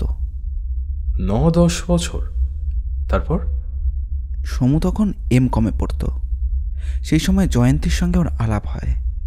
জয়ন্তী ছিল সমুর কবিতার অনুরাগী, সেই থেকেই আলাপ, আর তারপর প্রেম। আচ্ছা, ক্ষীণ হলেও একটা সূত্র বটে। তারপর কি হলো? বেশি দূরে গইনি। 23-24 বছরের সমু যখন প্রেমে হাবুডুবু খাচ্ছে, ঠিক তখনই ওদের সম্পর্কটা ভেঙে যায়। জয়ন্তীর বিয়ে হয়ে যায়। এ সম্বন্ধে যা জানো খুলে বলো। আমাদের 3 জনের মধ্যে তখন বেশ গভীর বন্ধুত্ব। 3 জনেই 3 জনের কাছে খুব দরাদ ছিলাম, কেউই কারোর কাছে কিছু লুকিয়ে রাখতাম না। তবে সমুর মধ্যে হঠাৎ হঠাৎ কোথাও হারিয়ে যাওয়া বা কথা বলতে বলতে আনমনা হয়ে যাওয়ার ব্যাপারটা আমাদের কিন্তু চোখে পড়ত। ভাবতাম ও হয়তো সাংসারিক অভাব টভাব নিয়ে চিন্তিত। এমনই এক সময় সমু একদিন শুকনো মুখে আমাদের আড্ডায় এসে হাজির হলো। আড্ডা বলতে নীলের বৈঠকখানা। আমাদের বন্ধুত্বের প্রায় বেশিরভাগ সময়টা নীলের ধপধপে সাদা বৈঠকখানাতেই কেটেছে। নীল, তোমার কি মনে আছে সমুর সেদিনের কথাগুলো? নীল এতক্ষণ মাথা নিচু করে বসেছিল, অথবা কিছু ভাবছিল। আমার কথা শুনে ও বলল, তুই বলে যা। সমুর ওই রকম থমথমায় মুখ আমার খুব খারাপ লেগেছিল। ঝোড়ো এলোমেলো চুল, গালে 2-1 দিনের দাড়ি, আতময়লা পাজামা আর পাওয়ারলুমের পাঞ্জাবি। ওর চেহারা দেখে মনে হয়েছিল ও যেন কোনো কারণে চিন্তিত অথবা মানসিকভাবে বিপর্যস্ত। এসেও একটা সোফায় বসে সিগারেট পাকাতে শুরু করেছিল। অনেকক্ষণ পর্যন্ত একা একা সিগারেট টানছিল। আমার এখনও মনে আছে কারণ ওর মতো প্র্যাকটিক্যাল আর গেরস্ত ধরনের ছেলেকে এর আগে কখনো এরকম এলোমেলো হতে দেখিনি। হঠাৎই চমকে উঠেছিলাম। ওর বুক থেকে একটা শব্দ বেরিয়ে এসেছিল। আমরা জানতাম নিজে থেকে নিজের কষ্ট সম্বন্ধে ও কোনো কথাই পারবে না। বাধ্য হয়েই জিজ্ঞাসা করছিলাম, কেন এমন কষ্ট পাচ্ছিস সমু? বল না তোর কি হয়েছে। সেদিন সমু আমাদের দিকে একবার তাকায় আর তারপর চুপ হয়ে গিয়েছিল। নীল তো বরাবরই আবেগবর্জিত ছেলে। ও যা করে তা আগের থেকে কেউই টের পায় না। আজ এখন ও এমনভাবে বসে আছে, সেদিনও নীরবা কেবল সমুকেই লক্ষ্য করে যাচ্ছিল। কিন্তু আমার আবেগটা একটু বেশি। বাধ্য হয়ে ওকে আবার জিজ্ঞাসা করলাম, কি হয়েছে? আমাদের পিড়াপিড়িতে শেষ পর্যন্ত সব খুলে বলেছিল। যে মেয়েটিকে সমু ভালোবেসেছিল, অর্থাৎ জয়ন্তী, সে ছিল ব্যারিস্টার বাবার একমাত্র মেয়ে। বাবা চাইছেন মেয়ের তক্ষুনি বিয়ে দিতে, কিন্তু জয়ন্তী তাতে রাজি নয়। সে সমুকেই চায়। সে চায় সমু তাকে বিয়ে করুক, এবং সমুর পক্ষে তা একান্তই অবাস্তব ঘটনা। অথচ সমুও তাকে ভালোবাসত। তখন এমন একটা অবস্থা হয়ে দাঁড়িয়েছিল, হয় সমুকে বিয়ে করতে হবে, নয়তো জয়ন্তীকে চিরদিনের মতো হারাতে হবে। অনেকক্ষণ পর সত্যেন্দাই বললেন, এবং অধিকাংশ প্রেমের অভিশাপ মাথায় নিয়েই সমুকে ফিরে আসতে হয়েছিল, তাই তো? হ্যাঁ, তাই। জয়ন্তীর কি তখন বিয়ে হয়ে গিয়েছিল? কয়েক মাসের মধ্যেই। ব্যাস, মিটে গেল ঝামেলা। তাহলে আর মার্ডারের কমপ্লিকেশন রইলই বা কোথায়? আমি তো তাই ভাবছি সত্যেন্দা। এই প্রেম এবং বিচ্ছেদের মধ্যে সমুর খুনের কি যোগাযোগ থাকতে পারে? তোমরা দুজনেই হলফ করে কি বলতে পারো যে সমুর সঙ্গে ওই মেয়েটির পরবর্তীকালে আর কোনো যোগাযোগ ছিল না? বলেন কি সত্যেন্দা, সমুর সঙ্গে জয়ন্তীর যোগাযোগ? এদিকটা তো একবারও ভাবিনি। ইস, আমি সত্যিই বোকা, ভীষণ বোকা। সত্যেন্দা, আজ আমি উঠি। দিদি, চললাম। অজু, ওঠ, অনেক দূর যেতে হবে। নীলের কথায় হাত ঘড়ির দিকে তাকিয়ে দেখলাম প্রায় 10টা। আর বসে থাকা যায় না। ওদিকে রেখা সমুর বাড়িতে রয়েছে। ওর সঙ্গে আমিও উঠে পড়লাম। বেরোনোর মুখে সত্যেন্দা জিজ্ঞাসা করলেন, কাল কখন আসছো নীল? কাল তো ডিসিডিডি। ওখানে গিয়ে আমার কি খুব একটা সুবিধা হবে? আলাপটা হয়ে থাক, সবারই তো সবাইকে দরকার পড়ে। কিন্তু আমি তো আর ব্যোমকেশ বক্সি বা ফেলুমিত্তির হচ্ছি না। হতে আপত্তি কি? বেজায় ঝামেলা। ওই কারণেই তো ডাক্তারি পড়লাম না। রাত দুপুরে রোগীর পেছনে ছোটা আর খুনির পেছনে রিভলভার নিয়ে তাড়া করা, দুটোই আমার পোষায় না। পোষাবে। তোমার মতো ছেলেকে আমাদের বড় দরকার। বলছেন? দেখি। যাবার মুখে টুকুকে একটা মিঠু দিয়ে আমরা বেরিয়ে পড়লাম। সেই যে রাত্রে আমাকে আর রেখাকে বাড়ি পৌঁছে দিয়ে নীল ডুব দিল, তার 1 সপ্তাহের মধ্যে তাকে আর দেখতে পেলাম না। নীলের বাড়ি গিয়ে মাসিমার সঙ্গে সমুর ব্যাপারে কথাবার্তা বলে উঠে আসি। মাসিমাও কিছু বলতে পারেন না যে নীল এখন কোথায় যায় না যায়। ওর এই রহস্যজনক অন্তর্ধান আমাকে ভাবিয়ে তুলল। কি যে করে কি যে না করে তার কোনো বিন্দু বিসর্গও ও জানায় না, বোধহয় জানাতে চায় না। অযথা আমিও আর বসে রইলাম না। আমিও লেগে পড়লাম আমার তরফ থেকে তদন্তের কাজে। হঠাৎ একদিন সকালে নীল নিজেই এলো। আমার তখনও ভালো করে ঘুম ভাঙেনি। মাথার মধ্যে তখন নানা রকম চিন্তা থাকায় অনেক রাত পর্যন্ত ঘুম আসেনি। কিছুক্ষণ আগে ঘুমটা ভেঙেছিল, কিন্তু আলসেমিতে আরও ওঠা হয়ে উঠছিল না। নীল এসে কাতুকুতু দিয়ে আমার বিছানায় উঠে বসালো। পাতলা চাদর মুড়ে আমি ওর সামনে বসে রইলাম অভিমানের মুখ নিয়ে। নীল অভিমান বোঝে, তার কদরও দিতে জানে। পকেট থেকে সিগারেট বার করতে করতে বলল, রাগ করেছিস? নে, এই সিগারেটটা খা। ভয় নেই, সায়ানাইড লাগানো নেই। রাগের ঝাঁজ আমার ভেতরেই ছিল, প্রকাশ পেল গলায়। ওর দেওয়া সিগারেটটা নিতে নিতে বললাম, কোথায় ছিলে এতদিন? কি করছিলে? এতদিন তুই যা করছিলি তাই। আমি যা করছিলাম মানে আমাকে না দেখতে পেয়ে একাই অনুসন্ধানের কাজে নেমে পড়েছিলি। নীল পারে আর আমি পারবো না? আমার বুদ্ধিও কি কিছু কম নাকি? এইসব ভেবে মাঠ ময়দান ডিঙিয়ে একা একা গোয়ালিয়রের মনুমেন্টের দোতলায় বসে সমাধানের রাস্তা খুঁজে পাবার চেষ্টা, এইসব আর কি। নীলের কথা শুনে আমার 2 চোখ যেন ছানা বড়া হয়ে গিয়েছিল। বলে কি, অন্তর্যামী নাকি? নাকি গতকাল সারা সন্ধে আমাকে ফলো করেছে ব্যাটা? আমি সহসা কোনো উত্তর দিতে পারলাম না। ওর মুখের দিকে ভ্যাবাচাকা চোখে তাকিয়ে রয়েছি। ও নিজেই আবার অব্যক্ত প্রশ্নের জবাব দিল। মিটিমিটি হাসতে হাসতে বলল, ভাবছিস সারা সন্ধে কাল তোকে ফলো করেছি, তাই না? আগে না বৎস, একটু কমন সেন্স। রেখাকে চায়ের কথা বলে আসার সময় দেখি তোর স্যান্ডেলটা উপুর হয়ে আছে, আর তোর ক্ষয়ে যাওয়া শুকতলায় পেরেকে আটকে রয়েছে কিছু শুকনো ঘাস। কলকাতা এমন একটা শহর যেখানে ঘাস টাস একমাত্র মাঠে ময়দানে ছাড়া আর কোথাও পাওয়া যায় না। এখন মাঠ বলতে গড়ের মাঠ। নিশ্চয়ই তুই কাল গড়ের মাঠে গেছিস। কিন্তু গোয়ালিয়র মনুমেন্টে যে গিয়েছিলাম জানলে। খুব সোজা, গড়ের মাঠে গেলে আমরা তো সর্বদা ওদিকটাই যেতাম। আরও একটা প্রমাণ আছে, তোর টাঙানো সোয়েটারটা দেখ, ওটা পরেই কাল গিয়েছিলি। কারণ ঘরে আর অন্য কোনো গরমের জামা নেই। তুই নিজেই একটু ভালো করে লক্ষ্য করে দেখ, কালো সোয়েটারটার পেছন দিকে একটু অস্পষ্ট হলেও বেশ কিন্তু বোঝা যাচ্ছে খড়ি দিয়ে কে যেন উল্টো করে কি একটা নাম লিখে রেখেছে। আসলে তুই দোতলায় গিয়ে দেয়ালে হেলান দিয়ে বসেছিলি। যেখানটায় বসেছিলি সেখানে একটি মেয়ে আর একটি ছেলের নাম লেখা ছিল। উল্টো ছাপ পড়লেও নামটা আমি পড়ে দিচ্ছি।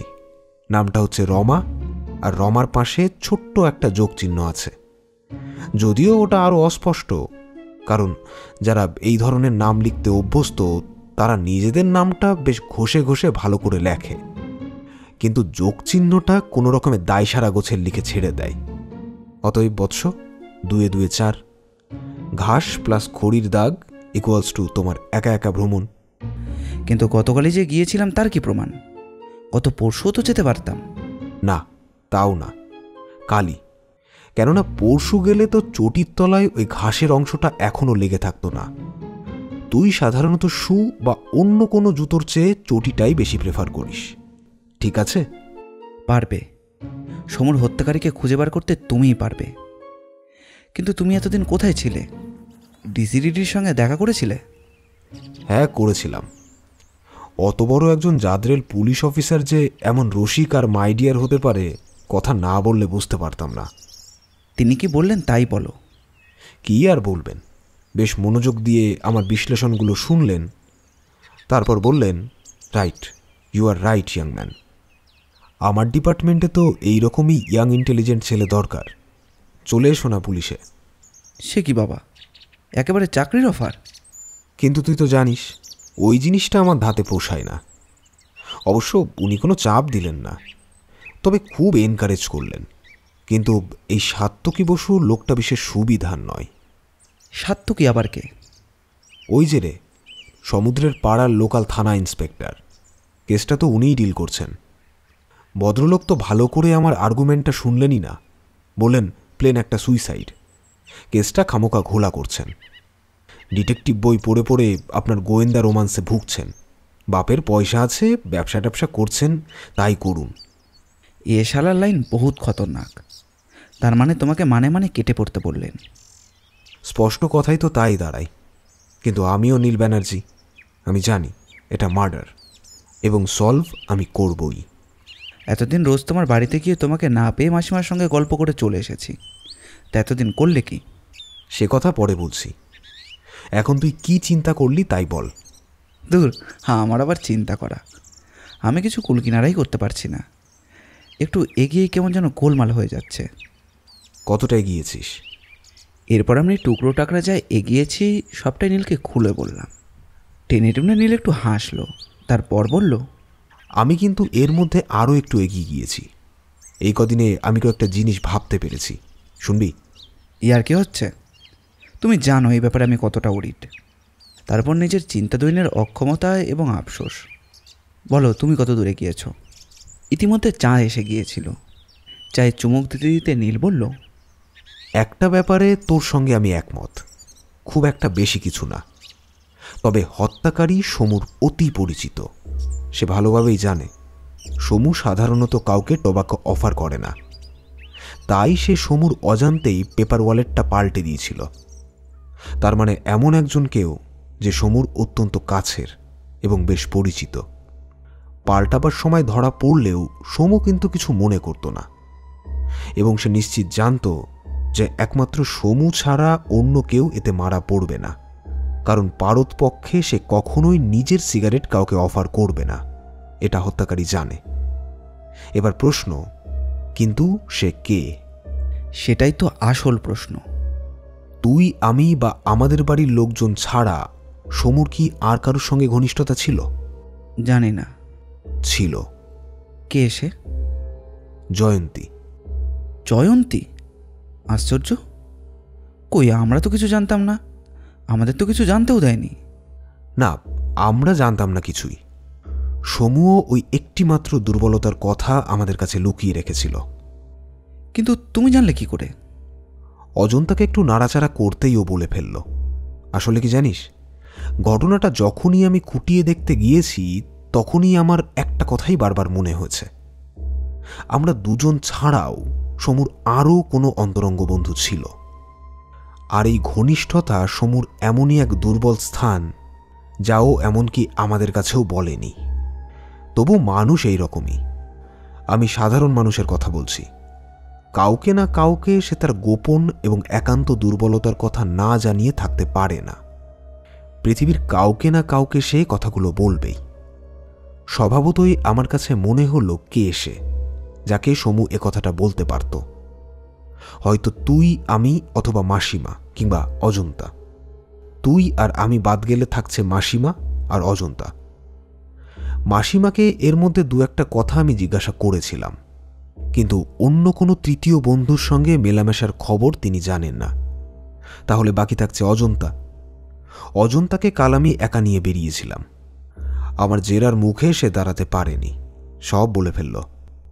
জয়ন্তর সঙ্গে সমুর ভালোবাসা প্রায় 9-10 বছরের, আর আমাদের বন্ধুত্বের বয়স প্রায় 14 বছর।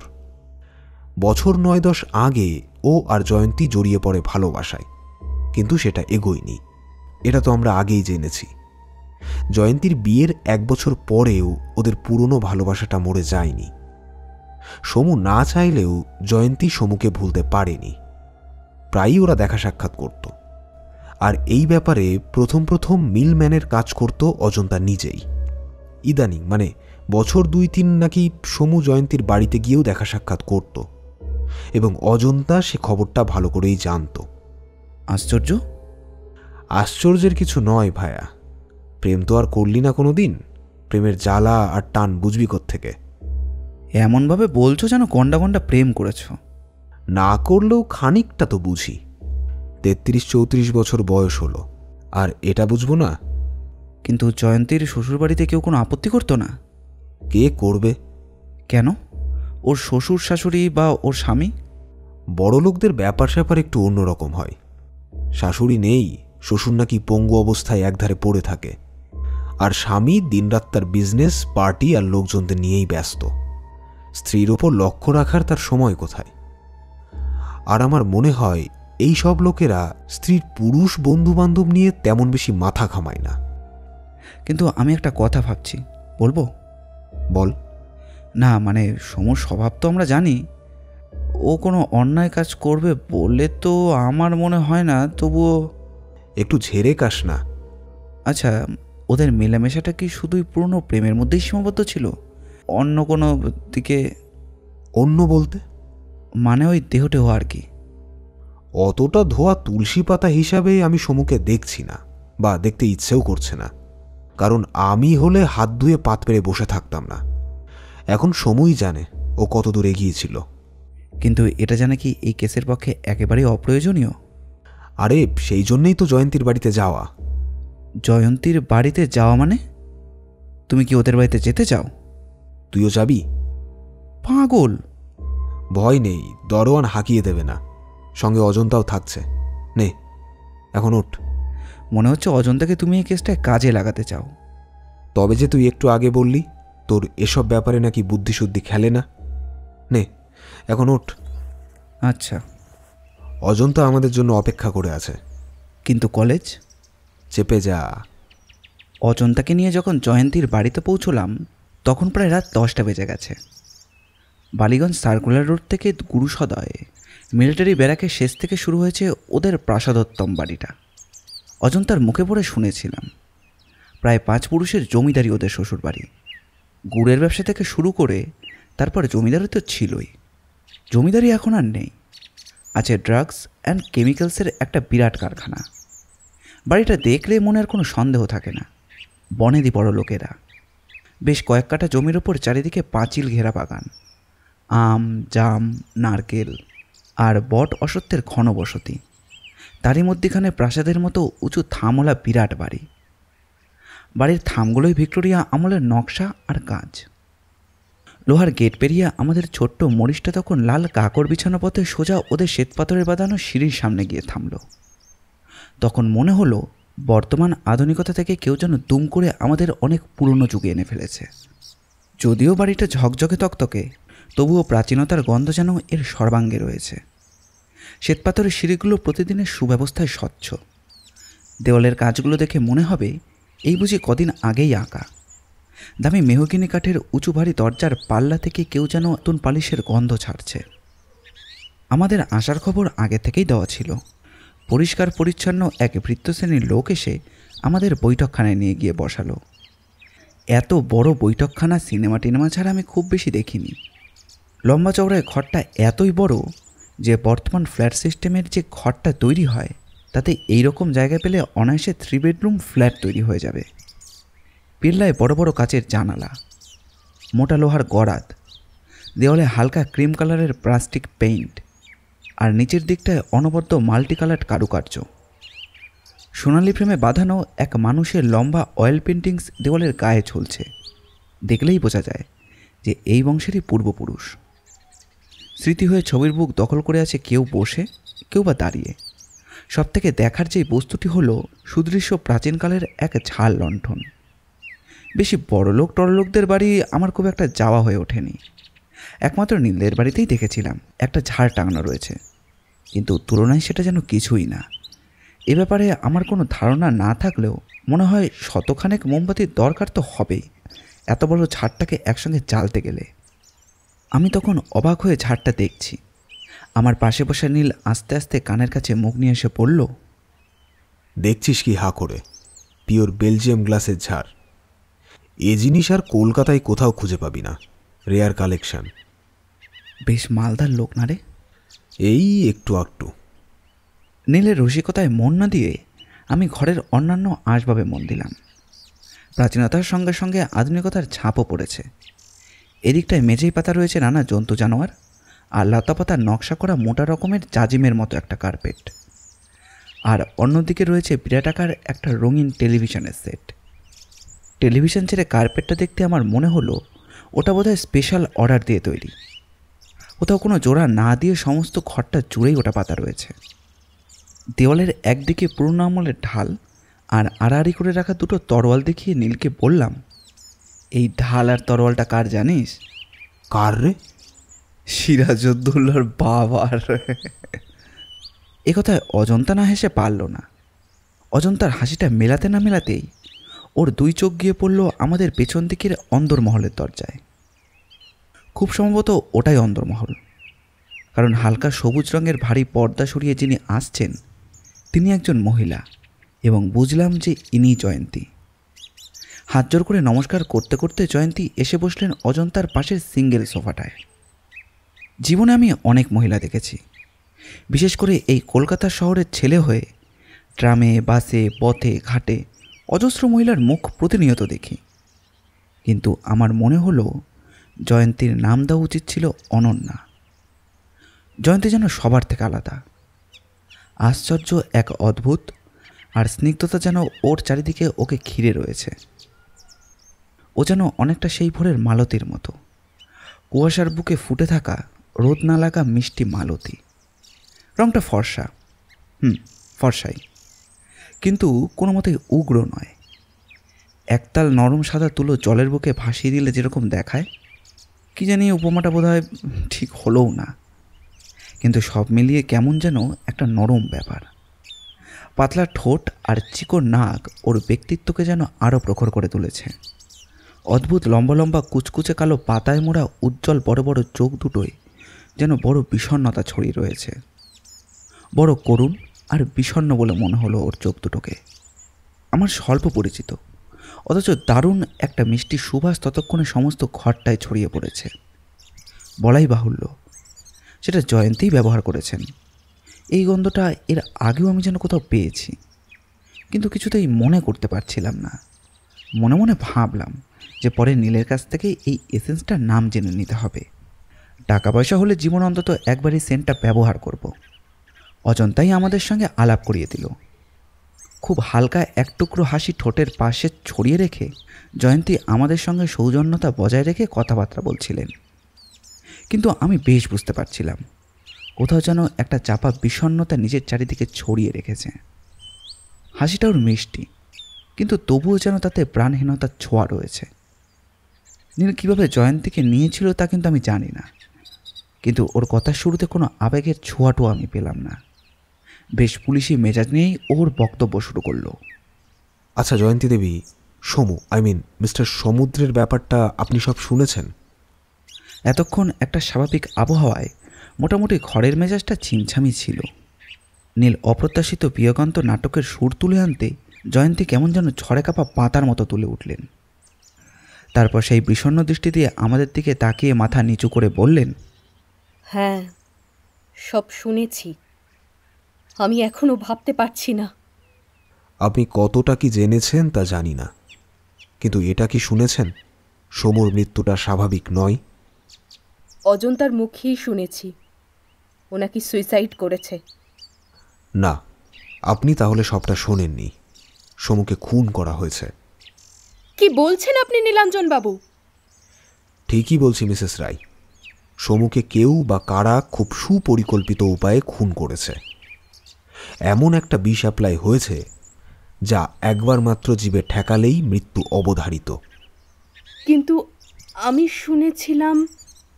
হ্যাঁ, আপাতত সেটাই সবাই জানে। কিন্তু সমুর মতো ছেলেকে কেই বা খুন করবে? কে খুন করেছে তা আমি এখনো জানি না, কিন্তু এটা খুন, আর সেই কারণেই আপনার কাছে আমাদের আশা। আমার কাছে কেন? এ ব্যাপারে আমি তো কিছুই জানি না। না না মিসেস রায়, এতে আপনার ভয় পাবার কিছুই নেই। আমি কেবল কয়েকটা প্রশ্ন আপনাকে করব বলে এসেছি। কিন্তু বুঝতে পারছি আপনি কি বলতে চাইছেন। বলেই পকেট থেকে একটা কাগজ বার করে সে জয়ন্তীর দিকে এগিয়ে দিল। কলকাতায় পুলিশের ডিসিডিডি এর স্পেশাল অর্ডার। এই খুনের সমস্ত তদন্তের ভার আমাকে দেওয়া হয়েছে। এবার নিশ্চয়ই আমার প্রশ্নের উত্তর দেওয়া আপনার পক্ষে অনুচিত হবে না। জয়ন্তী কিছু বলে না, চুপ করে বসে আঁচলের একটা খুঁট নিয়ে নিজের আঙুলে জড়িয়ে পেঁচাতে থাকেন। অজন্তা বলে ওঠে, আজ একটা কথা অস্বীকার করে লাভ কি? দাদাকে তো আপনি সত্যিই ভালোবাসতেন। জয়ন্তী যেন আরও একবার কেঁপে ওঠে। সবার মুখের দিকে তাকিয়ে অজন্তাকে বলেন, তোরা কি বলতে চাইছিস? আমি ঠিক বুঝতে পারছি না। আমি বুঝিয়ে বলছি, আমি কোনো গোয়েন্দা ছিলাম না, বা হবার ইচ্ছাও নেই, কিন্তু সমুকে আমি সত্যিই ভালোবাসতাম। তার এই রকমভাবে রহস্যময়ভাবে খুন হওয়াটা আমি কোনো মতেই মেনে নিতে পারছি না। তাই বন্ধু হিসেবে আমার কর্তব্য বলে মনে করছি যে তার মৃত্যুর সঠিক তদন্ত হওয়া উচিত। আমি চাই খুনিকে খুঁজে বার করতে। আপনিও কি তাই চান না মিসেস রাই? আমি ভুল দেখলাম কিনা জানি না, জয়ন্তী নীলের কথায় একবার চোখ তুলে তাকালেন। ওর চোখের কোণ দুটো যেন চিকচিক করছিল। ধীরে এবং অতি সংযত শব্দে মাত্র কয়েকটি শব্দ উচ্চারণ করলেন। হ্যাঁ, চাই। যদি সে সত্যি খুন হয়ে থাকে তবে তার খুনিকে আমি। যেহেতু আপনিও চান খুনিটা ধরা পড়ুক, তাহলে বলুন তো, এখন থেকে সর্বত্রভাবে আপনি আমাদের সাহায্য করবেন? বলুন, কিভাবে আমি আপনাকে সাহায্য করতে পারি? আপাতত একান্ত ব্যক্তিগত মনে না হলে আপনি আমার কয়েকটা প্রশ্নের কিছুমাত্র গোপন না করে সঠিক উত্তর দিন। সমুর সঙ্গে তো আপনার অনেক দিনেরই পরিচয়, তাই না? হ্যাঁ, তা প্রায় 9-10 বছর। তার সঙ্গে কিভাবে আপনার আলাপ হয়েছিল বলবেন? যেমনভাবে একটি ছেলের সঙ্গে একটি মেয়ের আলাপ হয় ঠিক সেভাবে নয়। আসলে আমিই যেচে আলাপ করি। ছোট থেকে আমার কবিতা পড়ায় ইন্টারেস্ট। সুযোগ পেলেই আমি কবিতা পড়তাম। আধুনিক কবিদের নতুন নতুন চিন্তা ভাবনাগুলো লিটল ম্যাগাজিনেই বেশি থাকতো, তাই তখন আমার পড়ার টেবিল অসংখ্য লিটল ম্যাগাজিনে ভর্তি থাকতো। পরপর কয়েকটা পত্রিকায় সমুদ্রের কবিতা পড়ে আমি এতটাই মুগ্ধ হয়েছিলাম যে সমুদ্রের ঠিকানা জোগাড় করে যেচেই ওর সঙ্গে আলাপ করি। আজ মনে হয় সেদিনের ছেলে মানুষটা না করলেই বোধহয় ভালো করতাম। তাহলে হয়তো। জয়ন্তীকে থামতে না দেখে নীলু কিছু বলল না, চুপ করে রইল। ও জানে এই মুহূর্তে কথা বলা নিরর্থক। নীরবে একটি সিগারেট ধরালো। নিজেকে সামনে নিয়ে জয়ন্তী আবার বলতে শুরু করলেন। কবিতা ভালোবেসে যে ছেলেটিকে সেদিন কাছে ডেকেছিলাম, সেদিন কিন্তু একবারও বুঝিনি একসময় সে আমার মন প্রাণ সব কিছু দখল করে বসবে। যখন বুঝতে পারলাম তখন আর আমার কিছুই করার ছিল না। সমুদ্রের মধ্যে এমন একটা কিছু ছিল যা আমাকে ভাসিয়ে নিয়ে গিয়েছিল। বলতে আজ বাধা নেই, সমুদ্রকে আমি সেদিন প্রাণ দিয়ে ভালোবেসেছিলাম। ও বললে ওর জন্য আমি মরতেও পারতাম। আর আজ? জয়ন্তী এই অপ্রত্যাশিত ধাক্কায় থতমত খেলেন। সঠিক উত্তরটা তার জিভে এসেও যেন কোথায় আটকে যাচ্ছিল। হঠাৎ এই প্রশ্নের উত্তর দিতে তাকে যেন কেমন দ্বিধাগ্রস্ত বলে মনে হচ্ছিল। আবার নীলের গলা শুনতে পেলাম। বলুন মিসেস রায়, আজও কি আপনি? আজ আমি জয়ন্তী রায়। ভালোবাসা কি সমাজ সংসার মানে মিসেস রায়? হিন্দু ঘরের মেয়ে হয়ে জন্মেছি। সমাজ সংসার অনুরোধ আর সেন্টিমিটারের দৌরাত্ম্য তো সহ্য করতেই হবে নীলাঞ্জনবাবু। তা যদি না হবে তবে কি আজ এমন করে সমুদ্রকে হারাতে হতো? তারপর কি হলো বলুন? ভালোই যখন বাসলেন তখন বিয়ে করলেন না কেন? আপত্তি ছিল কোথায়? ছিল অনেক আপত্তি আর বাধা। সবথেকে বড় বাধা ছিল সমুদ্রের মধ্যেই। ভালোবেসেছিল ঠিকই, কিন্তু ওর ছিল সাহসের অভাব।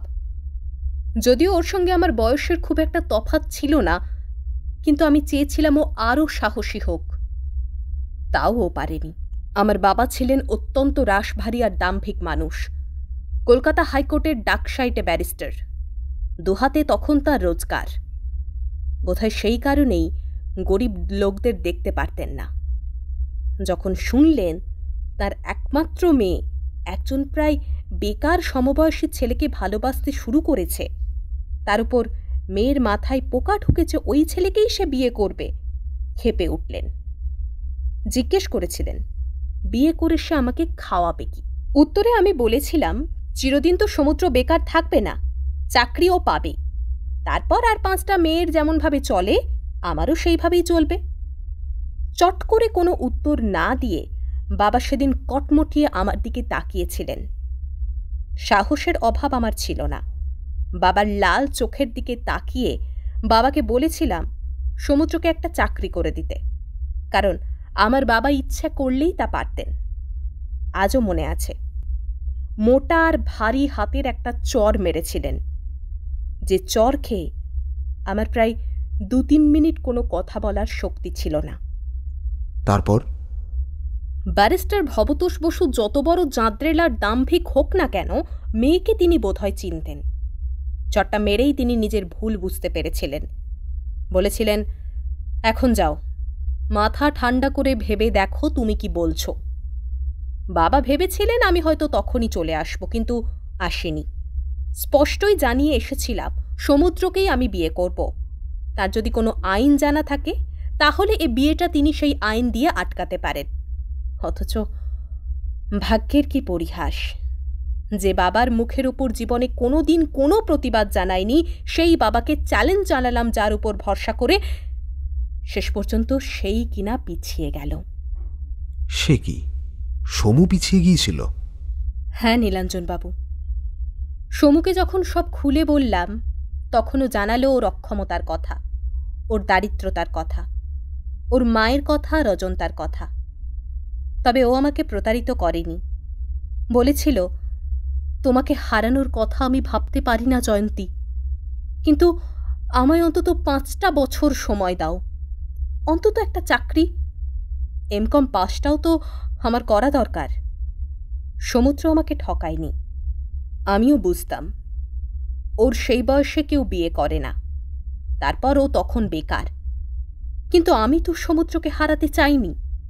তাই মনে মনে যখন ঠিক করে নিয়েছিলাম 5 বছর আমি ওর জন্য অপেক্ষা করব, ঠিক তখনই জীবনের ছক উল্টে পাল্টে যাবার মতো একটা ঘটনা ঘটল। বাবা কথা দিয়েছিলেন অবনিষেধ, মানে আমার স্বামীর বাবাকে।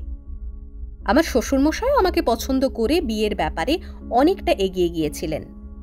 দু বাড়িতে তখন রীতিমতো ভেট আর উপহার পাঠানোর হিড়িক, যেন বিয়েটা হয়েই গেছে। আমার শ্বশুরমশাই তো প্রায়ই আমাকে এই বাড়িতে নিয়ে এসে নানান লোকজনের সঙ্গে আলাপ করিয়ে দিতেন, ভাবি পুত্রবধূ হিসাবে। প্রথম প্রথম আমি তেমন কিছু বলতাম না, কিন্তু যখন শুনলাম বিয়ের দিন পর্যন্ত নাকি ঠিক হয়ে গেছে, তখন আর প্রতিবাদ না করে পারলাম না। একদিন রাত্রে বাবা মা তখন আমাদের ব্যালকনিতে বসে শ্যাকরা ডেকে গয়নার ফরমাশ করছেন। ঠিক সেই সময় সামনে গিয়ে স্পষ্ট আর সরাসরি জানিয়ে এসেছিলাম তাঁরা যা করছেন খুবই ভুল করছেন, কারণ এ বিয়ে হয় না, হতে পারে না। উত্তেজনায় বাবা বলেছিলেন আমি তার মেয়ে নই, এরপর থেকে মেয়ে বলে স্বীকারও করবেন না।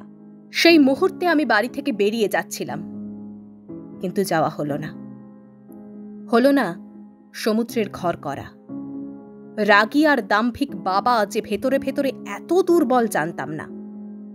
আমাকে চলে যেতে দেখে আর নিজের মান সম্মান বজায় রাখার ভয়ে হঠাৎ উত্তেজিত হয়ে মাথা ঘুরে পড়ে গেলেন। ডাক্তার এসে বললেন সিভিয়ার হার্ট অ্যাটাক। 1 সপ্তাহ পরে যখন জ্ঞান ফিরল, তখন সর্বপ্রথম একটা কথাই জিজ্ঞাসা করেছিলেন, জয়ন্তী চলে গেছে, বিয়ে কি তাহলে হবে না? বিপ্রদাসের কাছে আমি মুখ দেখাবো কেমন করে? এইসব কথা বলতে বলতে উনি আবার উত্তেজিত হয়ে পড়েছিলেন।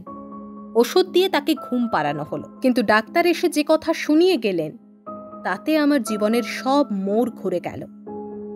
ভবতোষ বসুকে বাঁচাতে গেলে জয়ন্ত বসুকে তাঁরই মনোনীত পাত্রকে বিয়ে করা দরকার। বিয়ে আমি করলাম। জয়ন্তী বসু হলো জয়ন্তী রায়। হারিয়ে গেল সমুদ্রগুপ্ত। তা সত্ত্বেও ধরে রাখতে পারলাম না ভবতোষ বসুকে। আমার বিয়ের দিন বাবার জ্ঞান ফিরেছিল। যখন শুনলেন আমি তাঁরই মনোনীত পাত্রকে বিয়ে করছি, হয়তোবা আনন্দে কিংবা দম্ভের সাফল্যে ওর দ্বিতীয় স্ট্রোক হয়। বাসে বিয়ের দিন সকালে আমি এলাম রায়বাড়িতে, বাবা গেলেন শ্মশানে। আমার একুলো গেল, ওকুলো গেল। জয়ন্তী চুপ করলেন। ওর বোধহয় প্রাক বিয়ের আর কোনো কথাই বলার ছিল না। বোধহয় ওর সব কথা শেষ হয়ে গিয়েছিল। আমরাও সহসা কোনো কথা না বলে উঠতে পারছিলাম না। ঘরের মধ্যে তখন এক অস্বাভাবিক নির্জনতা। নীলি সেই নিস্তব্ধতা ভঙ্গ করল। মিসেস রায়, আমার কিন্তু আরও কিছু জানার আছে। আপনি যা বললেন তার অল্প আভাস আমার জানা ছিল। সমুর কাছে কিছুটা আর কিছুটা আন্দাজ। জিজ্ঞাসা করুন, আর কিছু জানা থাকলে নিশ্চয়ই জানাবো। সমুর সঙ্গে পরবর্তীকালে আপনার কোনো যোগাযোগ হয়েছিল কি? এটা কিন্তু সম্পূর্ণ ব্যক্তিগত প্রশ্ন। এটা কিন্তু আমার তদন্তের সব থেকে বড় প্রশ্ন। বেশ, এ যদি আপনার জানার একান্তই দরকার তাহলে জেনে রাখুন, যোগাযোগ ওর সঙ্গে আমার ছিল। কতদিন আগে আপনাদের শেষ দেখা হয়? মানে তা প্রায় মাসখানেক। ভেবে বলুন। বললাম তো, মাসখানেক আগে আমাদের শেষ দেখা। জয়ন্তীকে বেশ যেন উত্তেজিত দেখালো। আমিও নীলের ঠিক এই ধরনের বেয়াদবি প্রশ্ন মেনে নিতে পারছিলাম না। এক বিবাহিত মহিলার পক্ষে এত কষ্ট করে নিজের বাড়িতে বসে সম্ভব না। তার পূর্ব প্রেমিকের সঙ্গে কেমনভাবে এবং কতটা ঘন ঘন দেখা হতো। আমি হলে কিছুতেই এর উত্তর দিতাম না, রেগে যেতাম। আপনি একটু ভালো করে চিন্তা করে বলুন তো, মাসখানেকের মধ্যে আর আপনাদের দেখা হয়েছিল কিনা? আমি ভেবেই বলছি। বেশ, মাসখানেক আগে কোথায় দেখা হয়েছিল? ও বরাবর এখানেই আসতো। এখানেই? কিন্তু আপনার স্বামী? আমার স্বামী অত্যন্ত উদারচেতা মানুষ। এসব সামান্য বন্ধুত্বের সম্পর্ককে তিনি কোনো কুনজরে দেখতেন না। কিন্তু আপনার শ্বশুর? শ্বশুরমশাই আজ বছর 3 পক্ষাঘাতে পঙ্গু। আপনার ছেলে মেয়ে? মানে আমরা নিঃসন্তান। ও, আই সি। আপনাদের বিয়ে হয়েছে কত বছর? 9 বছর।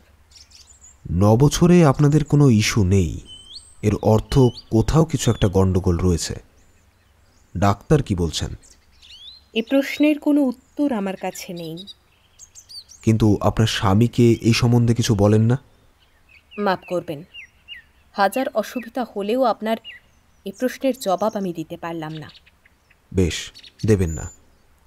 আচ্ছা মিসেস রায়, আপনার শ্বশুর মশাই তো বললেন বছর 3 পঙ্গু। তাহলে এই বাড়ির বা অন্য সব সম্পত্তির মালিক কি এখন আপনার স্বামী? না, পঙ্গু মানে তো তিনি আর মৃত নন, সবই শ্বশুরমশাইয়ের নামে রয়েছে।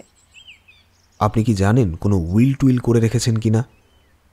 শুনেছি ওর নাকি উইল টুইল সব করা হয়ে গেছে। অর্থাৎ ধরে নেওয়া যেতে পারে যে এই সব কিছুর মালিক ভবিষ্যতে আপনার স্বামীই হবেন। আমার স্বামীর যখন আর কোনো ভাই বা বোন বা অন্য কোনো ওয়ারিশ নেই, তখন তাঁরই মালিক হওয়া উচিত। কিন্তু কিন্তু কি? থামলেন কেন, বলুন। একবার বলতে শুনেছিলাম, আমার শ্বশুরমশাইয়ের উইল নাকি একটু অন্যরকম। কি রকম? ঠিক কীরকম তা জানি না, তবে আমার স্বামীর এই সব সম্পত্তি আজীবন ভোগ করার মধ্যে অন্য এক কি শর্ত নাকি চাপানো আছে। কি শর্ত? তা আমি ঠিক বলতে পারবো না। আর একটা ব্যাপারে একটা প্রশ্ন করেই আমরা উঠব। সমুর সঙ্গে কি আপনার স্বামীর পরিচয় ছিল? আপনি কি মেইন করতে চাইছেন বুঝেছি। আগেই তো বলেছি আমার স্বামী খুব উদার চেতার হাসি খুশি ভরা মানুষ। নিজের কাজ ছাড়া যেটুকু সময় পান প্রত্যেকের সঙ্গেই বেশ হাসি ঠাট্টা আর গল্পগুজবে কাটান। তবে সময় তার খুবই কম। সমুদ্রের সঙ্গে যেচে আলাপ করেছিলেন। উনি কি জানেন আপনাদের পূর্ব প্রণয়ের কথা? অবনীশকে আমি সব কথাই বলেছিলাম বিয়ের পরেই। শুনে কি বলেছিলেন? শুনে একচোট হেসেছিলেন, তারপর বলেছিলেন কলকাতার মেয়ে তাই রূপসী, বিয়ের আগে যদি দু একটা প্রেম নাই করলে তবে তো তোমার রূপের তাৎপর্যই থাকে না, আর প্রেম খুব স্বাস্থ্যকর জিনিস। তারপর সমুর সঙ্গে আলাপ করাতে প্রথমেই সাদরে উনি সমুদ্রকে বুকে জড়িয়ে ধরেছিলেন, তারপর আস্তে আস্তে সহানুভূতির স্বরে বলেছিলেন, সরি মিস্টার সমুদ্র, বিয়ের আগে জানলে এটা আমি হতে দিতাম না। আমার স্বামী ভীষণ ছক আর কোষ্ঠীতে বিশ্বাস করেন, তাই তিনি বলেছিলেন, কিন্তু কি করবেন বলুন, আমাদের সবার জীবনটাই তো ছকে বাঁধা, তার বাইরে যাবার কোনো প্রশ্নই নেই। আপনার 7th প্লেসে দেখুন কোনো ব্যাড স্টারের ইনফ্লুয়েন্স রয়েছে, অথবা ভেনাস ব্যাডলি ড্যামেজড, লাভটা গ্রো করিয়েও আনসাকসেসফুল করিয়ে দিল। Anyway, let her accept you as our best of friends. তারপরেও নিশ্চয়ই সমুর সঙ্গে অবিনাশবাবুর দেখা সাক্ষাৎ হতো? অনেকবার। হঠাৎ নীল ওর ঘড়িটা দেখল। অনেক বেলা হয়ে গেছে, আজ আমরা উঠি। হয়তো আপনাকে অনেক অবান্তর প্রশ্ন করেছি, কিছু মনে করবেন না। ওগুলো কেবল আমার তদন্তের জন্যেই। ভবিষ্যতে হয়তো বিরক্ত করতে আবার আসবো, ফিরিয়ে দেবেন না, অ্যাটলিস্ট ফর সমুজ সেক। আর চলি। অজু, ওঠ। অজন্তা, চলো বাড়ি ফেরা যাক। নীল বাইরের চৌকাঠ পর্যন্ত এগিয়ে গিয়েছিল, হঠাৎ ফিরে দাঁড়িয়ে আরও একটা প্রশ্ন করল। আচ্ছা মিসেস রায়, মিস্টার রায়কে তো দেখতে পেলাম না। জয়ন্তী আমাদের বিদায় দেওয়ার জন্য পেছন পেছন এগিয়ে এসেছিলেন। নীলের প্রশ্নে তিনি বললেন, অবনীশ তো এই সময় কোনো দিনই থাকে না, ও বেরিয়ে যায় সকাল 8টার মধ্যে। আর ফেরেন কখন? ফেরার কোনো ঠিক নেই, কোনো দিন সন্ধে 7টা, কোনো দিন 9টা, আবার কোনো দিন বা বিকেল 5টায়। ওর সঙ্গে একদিন আলাপ করার ইচ্ছে রইল। যে কোনো দিন, তবে একটু জানিয়ে আসতে হবে। নিশ্চয়ই নিশ্চয়ই। স্টিয়ারিংয়ে বসে নীল কিন্তু আমাদের সঙ্গে একটিও কথা বলল না। সামনের দিকে চোখ রেখে ও গাড়ি চালাচ্ছিল। আর চোখে আমি ওকে লক্ষ্য করে দেখলাম, আপন মনে ও যেন কি বিড়বিড় করে চলেছে। মাঝে একবার অজন্তা প্রশ্ন করেছিল, নীলদা কি বুঝলে? মনে হলো নীল যেন কিছুই শোনেনি, অজন্তার প্রশ্নের কোনো উত্তরও দেয়নি। বালিগঞ্জের ফাঁড়ি পেরিয়ে ওর মরিচটা যখন গড়িয়াহাটা মুখো, ঠিক তখনই মুখ খুলল ও। ভাবাই যায় না জয়ন্তীর মতো মেয়ে মিথ্যে কথা বলতে পারে। কি বলি সুজু? আমি তো কিছুই ভেবে পেলাম না। হাঁ করে ওর মুখের দিকে তাকিয়ে ভাবতে লাগলাম যে জয়ন্তী আবার কখন মিথ্যে কথা বলল। আগা করে নীলের প্রশ্নের তিনি সঠিক উত্তরই দিয়ে গেছেন। এর মধ্যে কোথাও মিথ্যে তো আমার কাছে ধরা পড়েনি। তাই বাধ্য হয়েই আমি জিজ্ঞাসা করলাম, কি বলছো তুমি? জয়ন্তী দেবী মিথ্যে কথা বলছেন? একটা না, দুটো। দুটো? আমি তো কিছুই বুঝতে পারলাম না। স্বাভাবিক, তুই ডিটেলসে চিন্তা করিসনি। আজকালকার বেশিরভাগ বড় লোকেরা অথবা বিদেশ ফেরত ছেলেমেয়েরা ওদেশ থেকে একটা পারফিউম এনে দারুণ মাখামাখি করছে। পারফিউমটার নাম জানিস? জয়ন্তী দেবী যেটা মেখেছিলেন তো? নাম জানি না। আনফরগেটেবল। ওটা এখন ইন্টিমেটের জায়গাটা দখল করেছে। আচ্ছা, তুই মনে করতো গন্ধটা এর আগে কোথাও পেয়েছিস কি না? চিন্তাটা আমারও মাথায় এসেছিল, কিন্তু কিছুতেই ভেবে পাচ্ছিলাম না যে এই গন্ধটা কোথায় পেয়েছি। উত্তরটা নীলই দিল। মাঝে মাঝে সমুর গা থেকে এই গন্ধটার হালকা আমেজ পাওয়া যেত, তাই না অজন্তা? অজন্তা বসেছিল পেছনের সিটে, বাইরের দিকে মুখ রেখে। ভালো করে মনে করে দেখো তো অজন্তা, লাস্ট কবে এই গন্ধটা পেয়েছিলে? ইয়েস, 1 সপ্তাহ আগে। সেদিন আমরা নাইট শোয়ে টাওয়ারিং ইনফেরানো দেখতে গিয়েছিলাম। তোর মনে পড়েছে অজু? এবার আমি নীলের স্মৃতিশক্তির তারিফ না করে পারলাম না। নীল ঠিকই বলেছে। সমুখে মাঝখানে রেখে আমরা যখন দুপাশে বসেছিলাম, গন্ধটা তখন বেশ লেগেছিল। সমুখে এ নিয়ে কিছু জিজ্ঞাসা করব বলে ভেবেও ছিলাম, কিন্তু সিনেমার পর্দায় তখন বিভৎস আগুন টাগুন দেখে ও প্রসঙ্গ ভুলেই গিয়েছিলাম। নীলের উত্তরে বললাম, তুমি ঠিকই বলছো নীল, আমার এখন বেশ মনে পড়েছে। এই দিয়ে কি প্রমাণ হয়? আনফরগেটেবল কিনে ব্যবহার করার ছেলে সমু নয়, না অর্থে না রুচিতে। সেদিনটা ছিল শনিবার, 8:30 শো। ওর ব্যাংক ছুটি হয় 2টোয়। সিনেমা হলে ও এসেছিল তখন প্রায় 8:45। এর মধ্যে ও কি বাড়িতে ফিরেছিল অজন্তা? তাহলে এতটা সময় ও কোথায় ছিল? ওর তো অন্য কোথাও কোনো বন্ধুবান্ধব নেই। তার মানে নিশ্চয়ই ও জয়ন্তীর কাছে গিয়েছিল। কিন্তু জয়ন্তী সেটা সম্পূর্ণভাবে অস্বীকার করে গেলেন। যুক্তি অগ্রাহ্য করার মতো ক্ষমতা আমার বা অজন্তার কারোরই ছিল না। তাই বললাম, এবার বলো 2 নম্বর গোপনীয়তাটা কি? জয়ন্তীর বিয়ে হয়েছে ক বছর? 9 বছর। 9 বছরের বিবাহিত জীবনে ওরা অপুত্রক কেন? যে কোনো কারণেই হতে পারে, এমন তো অনেকেরই হয়। কিন্তু তা দিয়ে কি প্রমাণ করতে চাইছো? প্রমাণ কিছুই করতে চাইছি না, কেবল বলতে চাইছি কারণটা কি। নিছক অক্ষমতা, না অন্য কোনো কারণ আছে? নাকি ইচ্ছাকৃত ফ্যামিলি প্ল্যানিং? ফ্যামিলি প্ল্যানিং হতে পারে না। সচ্ছল পরিবারে কোনো দম্পতি সন্তানহীন গৃহ পছন্দ করবেন না। দুজনের কারোর যদি কোনো অর্গানিক ডিফেক্ট না থাকে, তাহলে বলতে হবে এটা ওদের ইচ্ছাকৃত ঘটনা। তাই যদি হবে, তবে সেটা কেন? কোন গোপন কারণে আজ ওরা পুত্রহীন? এটা তুমি যাই বলো, এই নিয়ে জয়ন্তীকে কিন্তু কোনো অনুযোগ করা উচিত নয়। কোনো বিবাহিতা মেয়ের পক্ষেই বলা সম্ভব নয় যে কেন সে 9 বছরে মা হলো না। বিশেষ করে তুমি তো আর কোনো ডাক্তার নার্স নও। হবে হয়তো, তবে এটা আমার কাছে না বলার অর্থ ওর 2 নম্বর সত্য গোপন বলে আমি ধরে নিতে বাধ্য হচ্ছি। নীলের এই অভিযোগটা আমি মেনে নিতে পারলাম না। প্রায় অপরিচিত এক ভদ্রলোকের কাছে কোনো মেয়ের পক্ষে তার মা না হওয়ার কথা সবিস্তারে বলা সম্ভব নয়। এক্ষেত্রে প্রত্যেকেই চাইবেন কথাটা এড়িয়ে যেতে। তাও নীল ডাক্তার কেউই নয়। ল্যান্ডাউনে আমার বাড়ির কাছে এসে গাড়িটা দাঁড়ালো। নীল বলল, চা খাওয়াবি অজু? এত বেলায় চা খাবে? তুই খাওয়াবি কিনা বল। ওদেরকে নিয়ে ভেতরে চলে এলাম। রেখাকে চায়ের ফরমাশ করে দিয়ে এসে দেখি নীল আর অজন্তা কী নিয়ে যেন আলোচনা করছিল। আমাকে ঢুকতে দেখে নীল বলে উঠল, 2টো মিথ্যে আর 2টো ধাঁধা সলভ করতে পারলেই সমু হত্যার জটটা খুলে যাবে।